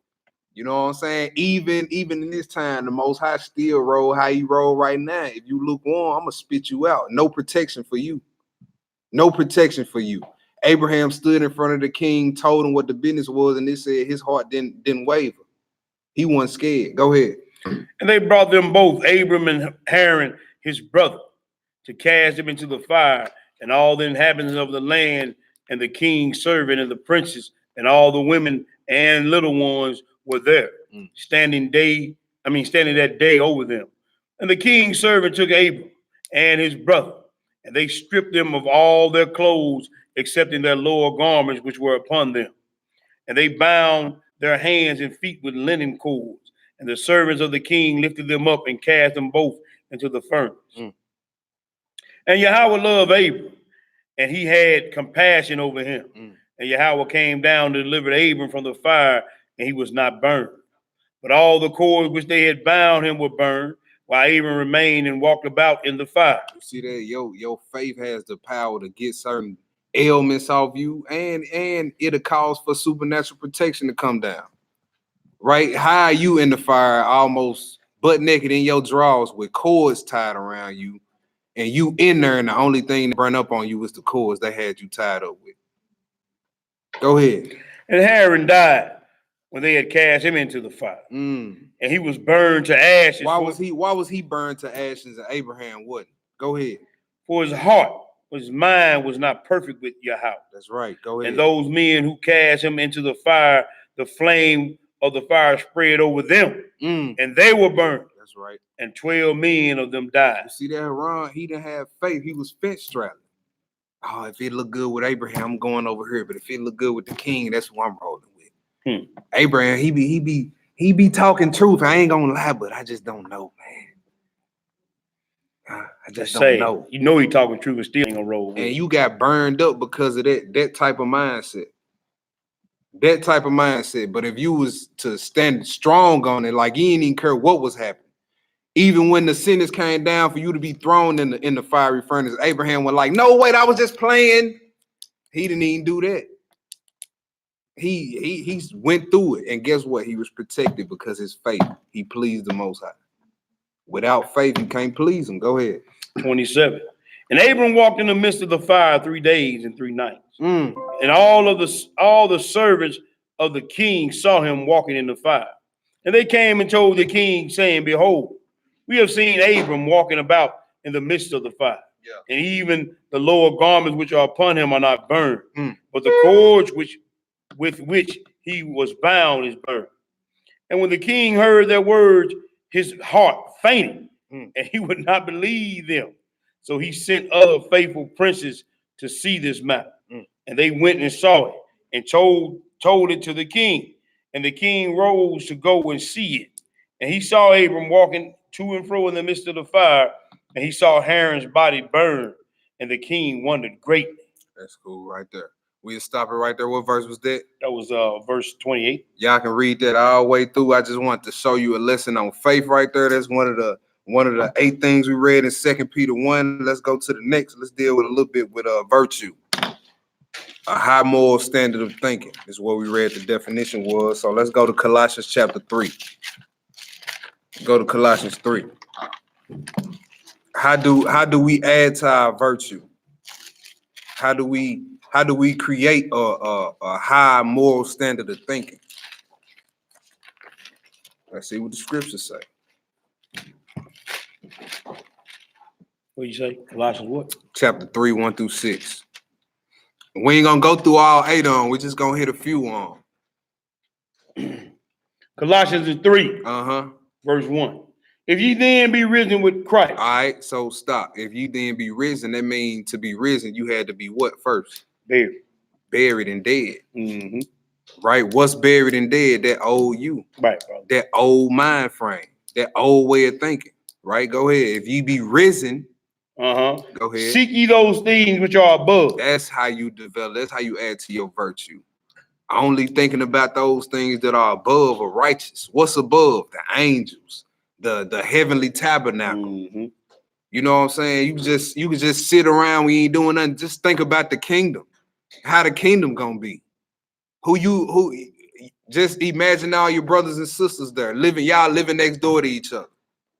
You know what I'm saying? Think about the things that are above, right? Go ahead. Where Hamashiach sitteth on the right hand of Yah. And that's where Christ sitting. Think on Christ, right? Go ahead. Set your affection on things above. That's right. Not on things on the earth. What's on this earth? Corruption. Corruption. We read there earlier. Money. Chasing the bag. Chasing skirts. Chasing high. You know what I'm saying? All that. Worrying, stressing, depression. All that. Holidays. All that. Go ahead. Verse 3. For ye are dead. And your life is hid with Hamashiach in Yah. Right. When Christ, who is our life, shall appear, then shall ye also appear with him in glory. That's right. Go ahead. Mortify therefore the members which are upon the earth. That means to kill, right? To deaden the power of, right? Your lower member does not rule over you. You rule over it. Come on, bro. Your tongue does not rule over you. You rule over it, right? So you deaden the power of that wicked tongue. You don't pop off like you used to your rib or to your husband. You know what I'm saying? You don't fight brothers like you used to. You know what I'm saying? You're not always thinking about where your next dollar gonna come from. Right? Go ahead. Fornication, uncleanness, inordinate affection, evil concupiscence, Yeah. and covetousness, which is idolatry. Yeah. Go ahead. For which things sake the wrath of Yah cometh on the children of disobedience. Say the wrath of Yah come down on the children of disobedience for those things, right? So let's go to the next spot, Psalms 119. He says, set your affections on things that's above. Psalms 119, let's do 108 through 113. This is how you add to your virtue. The first step is to start thinking on things that are heavenly things, spiritual things. When wicked thoughts invade your mind, push it out with something spiritual. When you have a wicked inspiration, push it out with a righteous one. When you're thinking about doing something evil or saying something evil, if it was to a person, walk up to him and say something righteous. Or say something righteous in your head till you calm down, right? Or go do something righteous. Whatever it is to take your mind off the lower vibrational animalistic thoughts, y'all. All right? Psalms 119, pick it up at verse 108. I accept, I beseech thee, the free will offering of my mouth, O Lord, and teach me thy judgments. My soul is continually in my hand, yet I do not forget thy law. That's right. The wicked have laid a snare for me, yet I erred not from thy precepts. Yeah, go ahead. Thy testimonies have I taken as an heritage forever, for they are the rejoicing of my heart. Go ahead, verse 112. I have inclined my heart to perform thy statutes always. I have inclined my heart to perform thy statutes. David basically said, look, I done made my mind up and ain't switching. This is what I'm going to do till the day I die. I done inclined my heart to perform thy statutes. Remember, perform. That was worketh righteousness, same word. Go ahead. Even unto the end. Even unto the end. How long? Even unto the end. So that David wrote this before Christ came and died on the cross from Sunday church goers. So how is you saying that when Christ came, the law was done away? Come on, bro. Right? Go ahead. I hate vain thoughts. This is how you add to your virtue as well. You supposed to hate thoughts that ain't conducive to you getting into the kingdom. Vain thoughts, worthless thoughts, fruitless thoughts. Right? He said, I hate vain thoughts. Go ahead. But thy law do I love. But thy law do I love. Right, let's go to the next spot. Let's go to Sirach 6, 37, one verse. We still on virtue. Sirach 6, verse 37, just one verse. Sirach 6 and 37.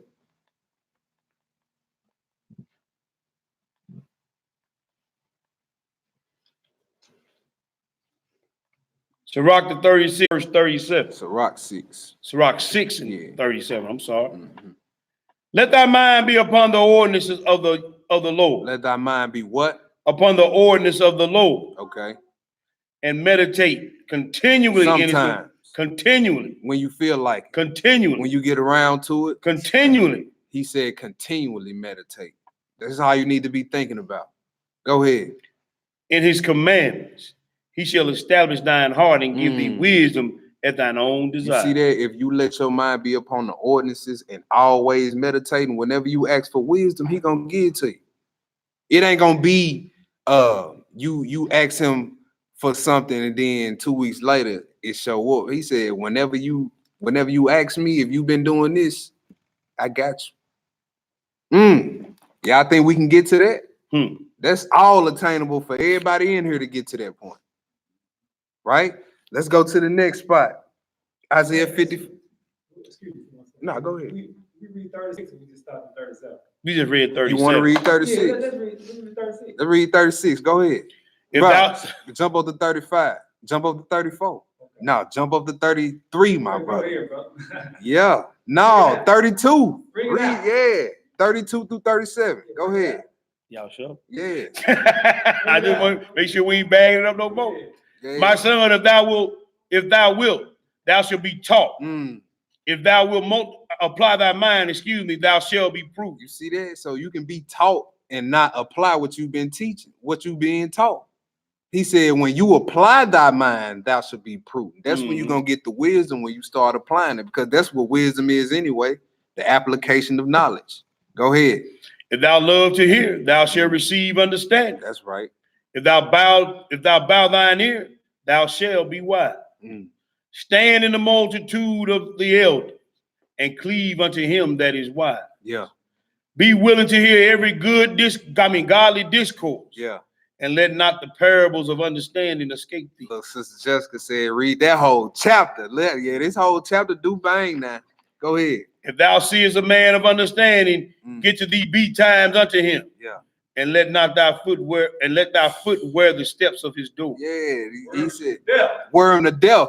You hear me? And he ain't supposed to get tired of you. If he get tired of you, he ain't doing his job. He supposed to be serving to his brothers and sisters. Go ahead. Let thy mind be upon the ordinances of the Lord, and meditate continually in his commandments. He shall establish thine heart and give thee wisdom at thy desire. That's right. All praise. Let's go to Isaiah 55. Isaiah 55. Let's do Isaiah 55. Come on. It's the last one on the virtue part of it.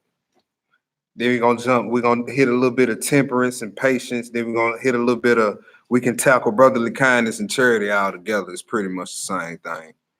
So let's do Isaiah 55, 1 through 5. Isaiah 55, 1 through 5.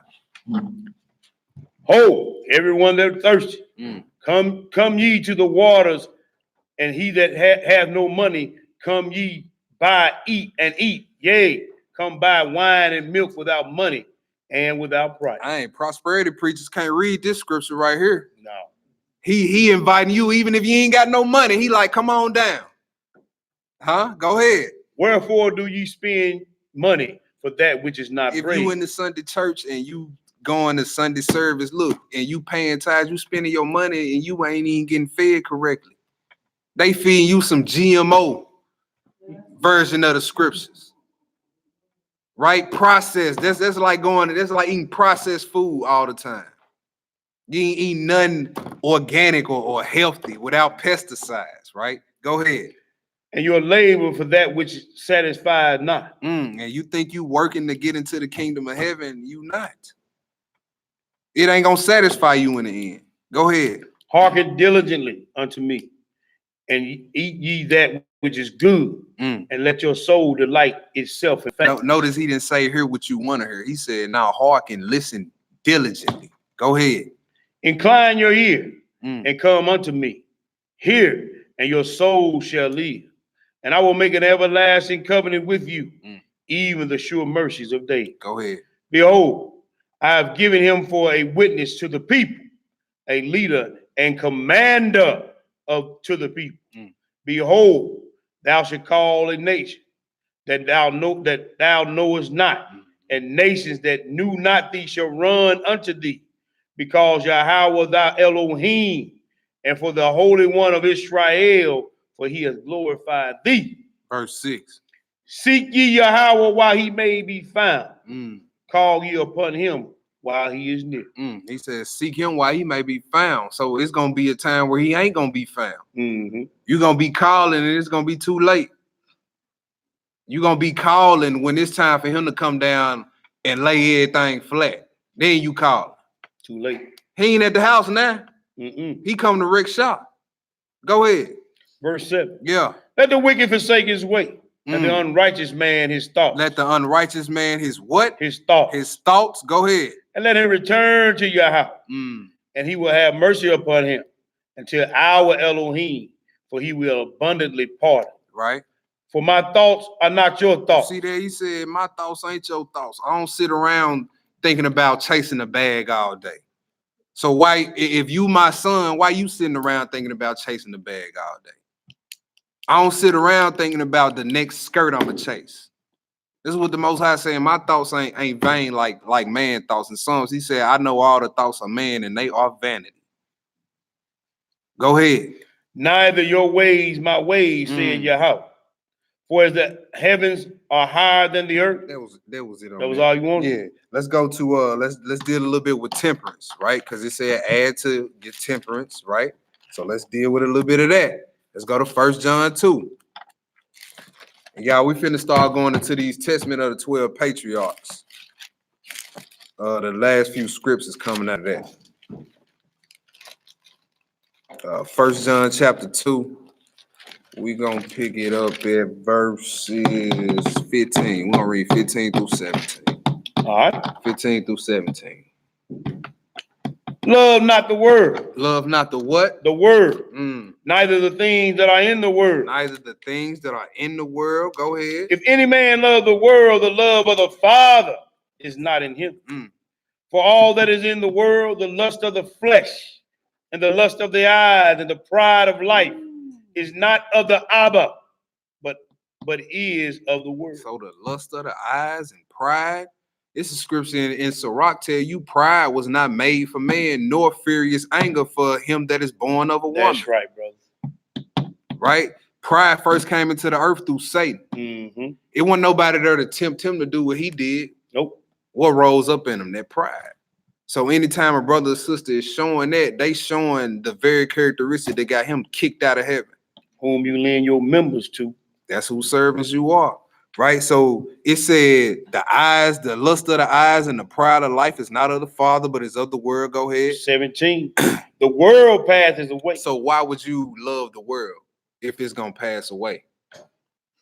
If all these things in it are temporary, temporary gratification, whether you talking about money, a big house, fancy car, even stuff like things like supporting the LGBTQ. He said, don't love the world. Neither the things of it, right? Even things like that. Go ahead. And the lust thereof. And the lust thereof. Go ahead. But he that doeth the will of Yah abideth forever. You see that? You won't pass away. If you do the will of the Most High and hate this world, you will abide forever. Go ahead. Little children, it is the last time.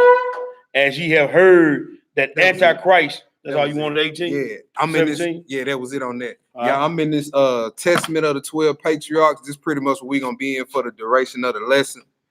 And this is right here, y'all, the testament of Reuben. And I'm gonna pick this up at chapter 3. The chapters are kind of short, so we're gonna be reading like 3 or 4 chapters. They real short chapters. This is the testament of Reuben, chapter 3.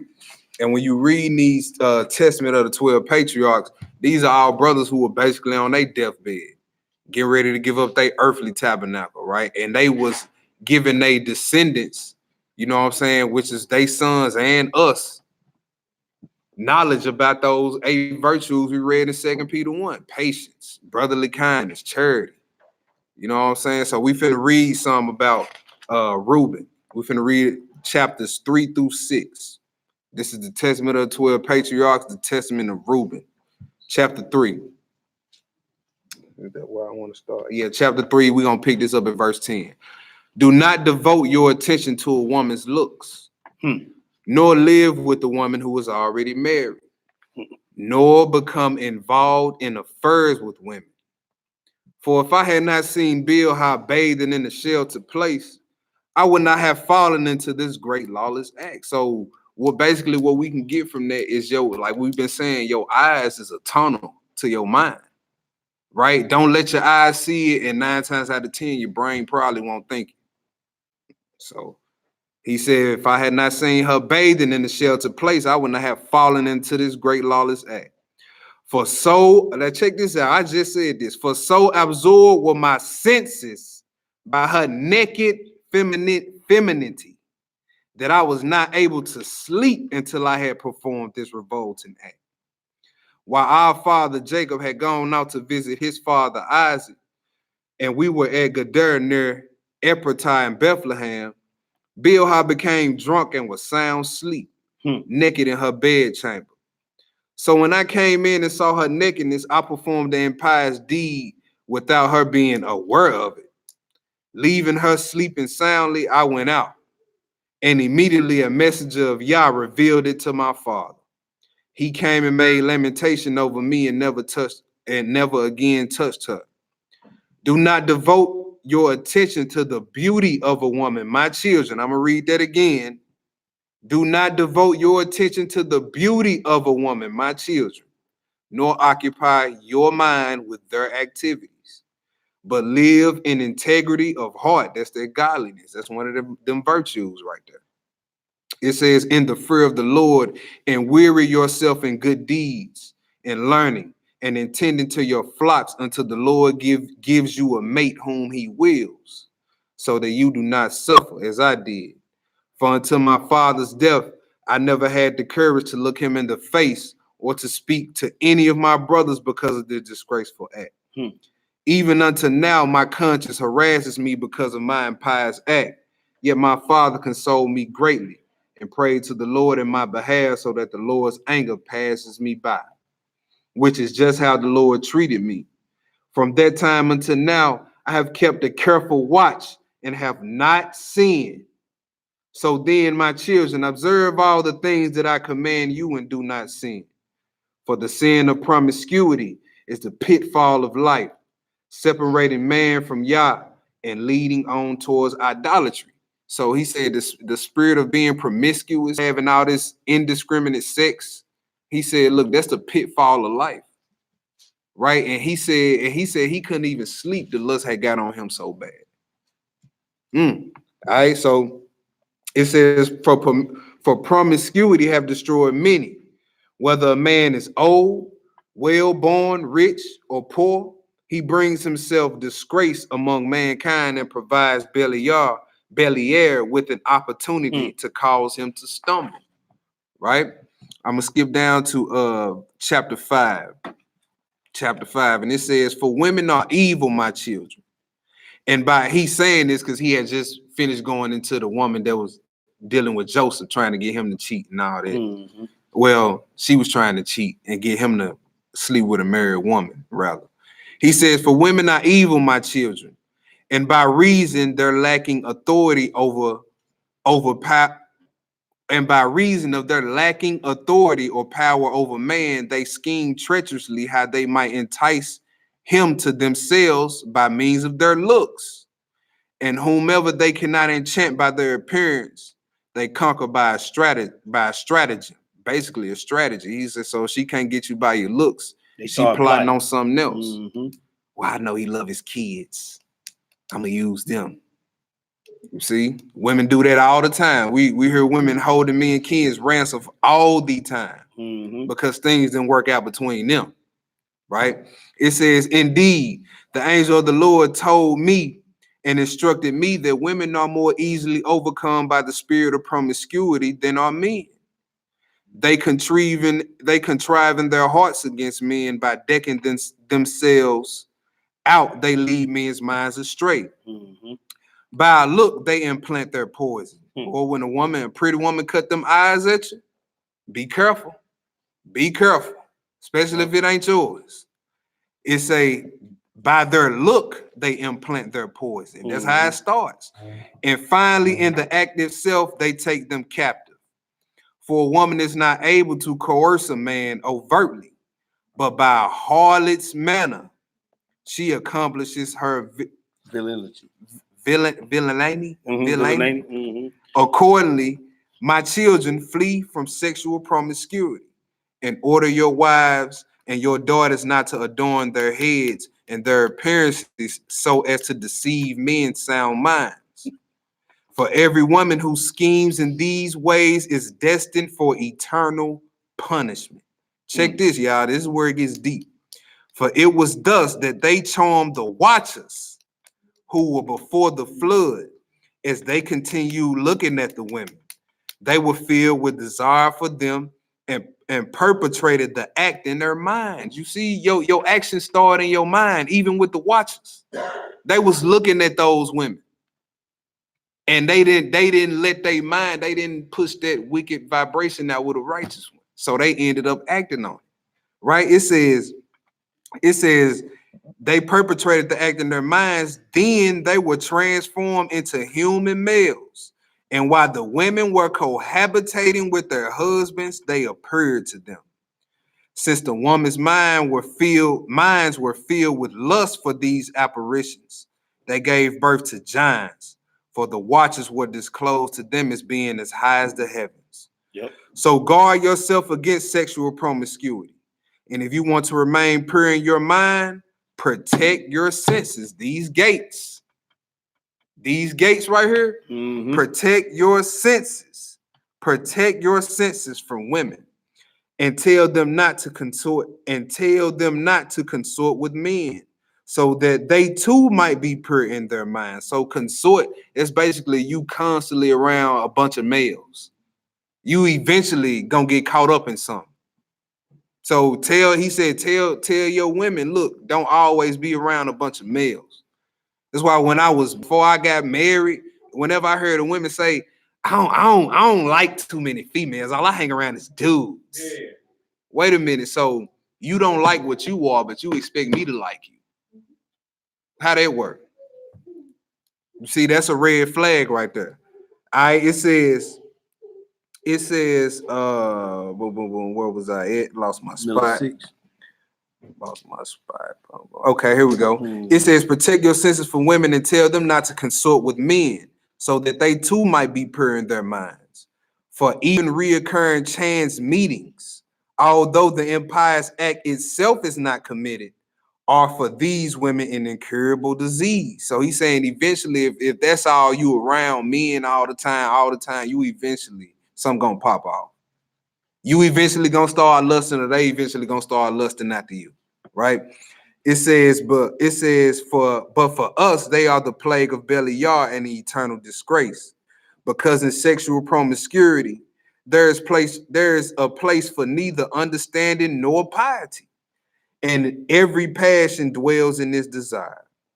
For this reason, I say to you, you will vie. That was it. That was it on that. We're finna go to something else because it's getting into something else. Let's go to the Testament. We're going to the Testament of Judah next. The Testament of Judah. Read 13 through 17, chapters 13 through 17. I might skip around some of these. It says, chapter 13. And now, my children, I command you, give heed to Judah your father, and keep my words so as to perform all the Lord's just decrees and to obey the command of Yah. Do not pursue evil impelled by your lust, by the arrogance of your heart, and do not boast the exploits and strengths of your youth, because this too is evil in the Lord's sight. Since I had boasted that during the war, not even a beautifully formed woman's face would entice me. See, Judah, he knew, you know what I'm saying, how he was. I'm strong. That don't bother me. It don't bother me. I ain't got to worry about no lusting after no woman. You know what I'm saying? He was bragging. You young, you full of strength, full of vigor. You think you can take on the world? He like, look, don't even boast in that. That's evil. He said, a beautifully formed woman's face would entice me, and I had scolded Reuben, my brother, concerning Bilhah, my father's wife. The spirit of envy and promiscuity plotted against me until I lay with Anan, the Canaanite woman, and with Tamar, who was pledged in marriage to my son. Yep. For I said to my father-in-law, I will confer with my father, and then I will take your daughter. But since he was unwilling to delay, he showed me a measureless mass of gold, which was in his daughter's name. He decked her in gold and pearls and made her pour out wine for us in the feast. The wine perverted my eyesight. Pleasure darkened my heart. I longed for her and lay with her. I transgressed the Lord's commandment and that of my father when I took her as my wife. The Lord repaid me according to the rashness of my soul, because I had no delight in her children. So when you out here sleeping with women you don't want to sleep with, and she end up pregnant, why you think, man, dang, I got her pregnant? You don't even take care of the child? None of that. That happened though. That's how the Most High dealing with you for being careless with your covenant member. Huh? He said, I had no delight in her children. He said, that's how the Lord repaid me for that. Now you stuck 18 years paying child support because you slept with a woman that it was just lust. Don't do it. He says, and now my children, I tell you, do not be drunk with wine. See, we still dealing with temperance. He says, don't be drunk with wine because wine perverts the mind from the truth, arouses impulses of desires, and leads the eyes into the path of error. For the spirit of promiscuity has wine as its servant.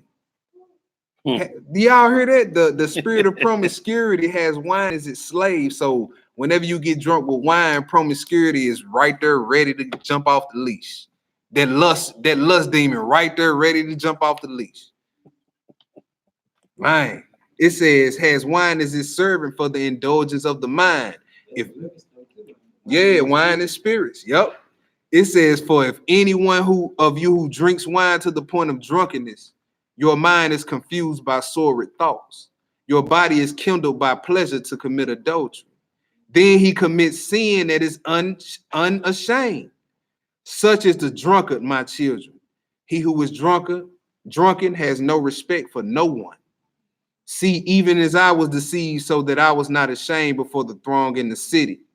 Because before the eyes of all turned aside to Tamar and committed a great sin and disclosed to my sons my acts of uncleanness. When I had drunk wine, I flouted shamelessly God's commands and took the Canaanite woman. He who drinks wine needs much perception, my children. And this is the perception the wine drinker requires. So long as he is decent, he may drink. But if he exceeds the limit, the spirit of error invades his mind and makes the drunkard become foul-mouthed and lawless. Yet rather than be ashamed, he boasts in his dishonorable action and considers it to be fine. Right. Verse chapter 15. This is real short. The promiscuous man is unaware when he has been horned, and shameless when he has been disgraced. For when someone who is a king, if he is promiscuous, is divested of his kingship, since he has been enslaved by his sexual impulses, just as I experienced. For I gave my staff, that is the stability of my tribe, my girdle, that is my power, and my crown, that is the glory of my kingdom. Since I repented of these acts, I consumed neither wine nor meat until my old age. Wow. And I saw no merriment at all. And the angel of the Lord showed me that women have the mastery over both king and poor men. For the king, they will take away his glory, and from the virile man, his power, and from the poor man, even the slight support that he has in his poverty. Boy, a poor man to give up his last for a piece of rear end. You see that?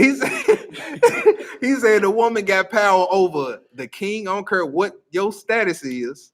You saw how our foremother had old boy nose open. What was the king in Esther?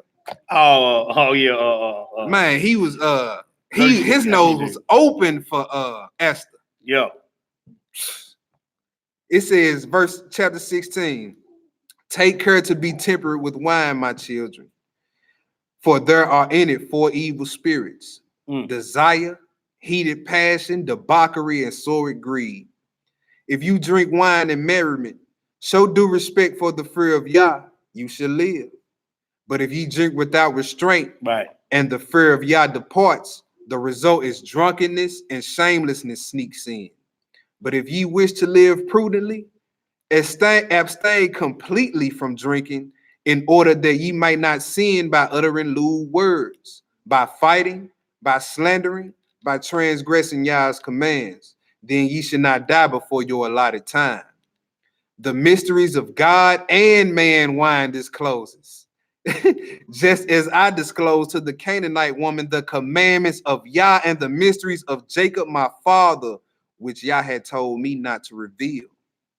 And now, my children, I command you not to love money or to gaze on the beauty of a woman, because it was on account of money and attractive appearance that I was led astray to Bathsheba the Canaanite. And I know that on account of these two things, check this. He said, money and women, y'all. This is Judah. He said, and I know that on account of these two things, my tribe is doomed to wickedness. For even the wise men from among my sons will be changed for the worse. David, Solomon, right? He said, my tribe, money and women, it's gonna take them down. It's gonna take the tribe, but it's gonna take the tribe of Judah down through there, money and women. It says, for even the wise men from amongst my sons will be changed for the worse. And the kingdom of Judah, they shall cause to be diminished, though the Lord gave it to me because of my obedience to my father.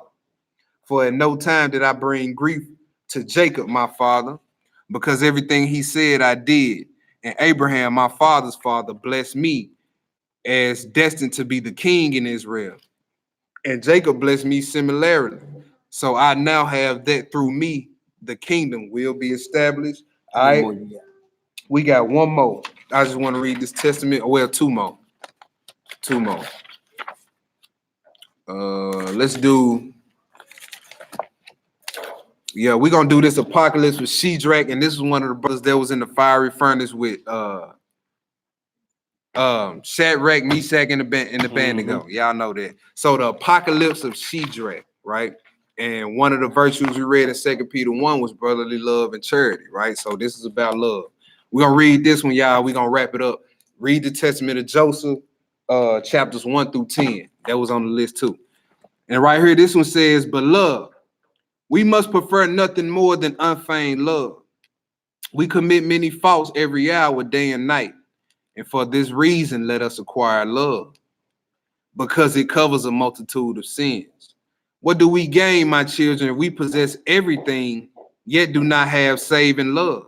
How does one benefit, my children, if one gives a great banquet and invites king and noblemen and prepares every sort of expensive fare in order that nothing should be missing? Nevertheless, if there is no salt, the banquet cannot be eaten. And one not only bears the expense, but one also wastes his efforts and is disgraced by the guests. It is the same in our situation, my brethren. What will we profit? For what grace do we possess without love? Our every deed is false. Even if one has virginity and fasts and keeps vigil and prays and gives a banquet for the poor. And if one brings gifts to Yah, or offers the first fruit of all his goods, or builds churches, or does anything else without love, it should be counted by Yah as nothing. For these things are not acceptable. Thus the prophet says, the sacrifice of the impious is an abomination, Proverbs 15:8 to the Lord. Do not be advised to do anything without love. If ye say, I hate my brother, but I love Christ, you are a liar. For how can one who does not love his brother? It says, hold on, I lost my spot. I'm sorry, y'all. It says, for how can one who does not love his brother whom he has seen love God whom he has not seen? There we go. It is clear that anyone who hates his brother but thinks that he loves Christ is a liar and is deluding himself. That's cool. Okay, yeah, that's cool. I just wanted to read that, y'all. This is the pseudepigrapha, Old Testament pseudepigrapha, volume 1. It's all in here, y'all. That was the Apocalypse of Shadrach, chapter 1. I ain't finished that, but finished reading it as well. Testament of Joseph, chapters 1 through 10. And that was the lesson, y'all. That's how we make our calling and election sure to enter into the heavenly tabernacle. Also, Revelation 21, the tabernacle of Yah is with me in that. All right. All praises, brother. I hate to cut the lesson, but we got some house business we need to take care of before I get out of here. I got to leave here in a minute. But we got to take care of some house business. So we're going to go off the live feed. Appreciate everybody watching in on the live feed. Thank you, brother, for the lesson. Fam. We signing out. All right. Bro Ward, you want to come on up?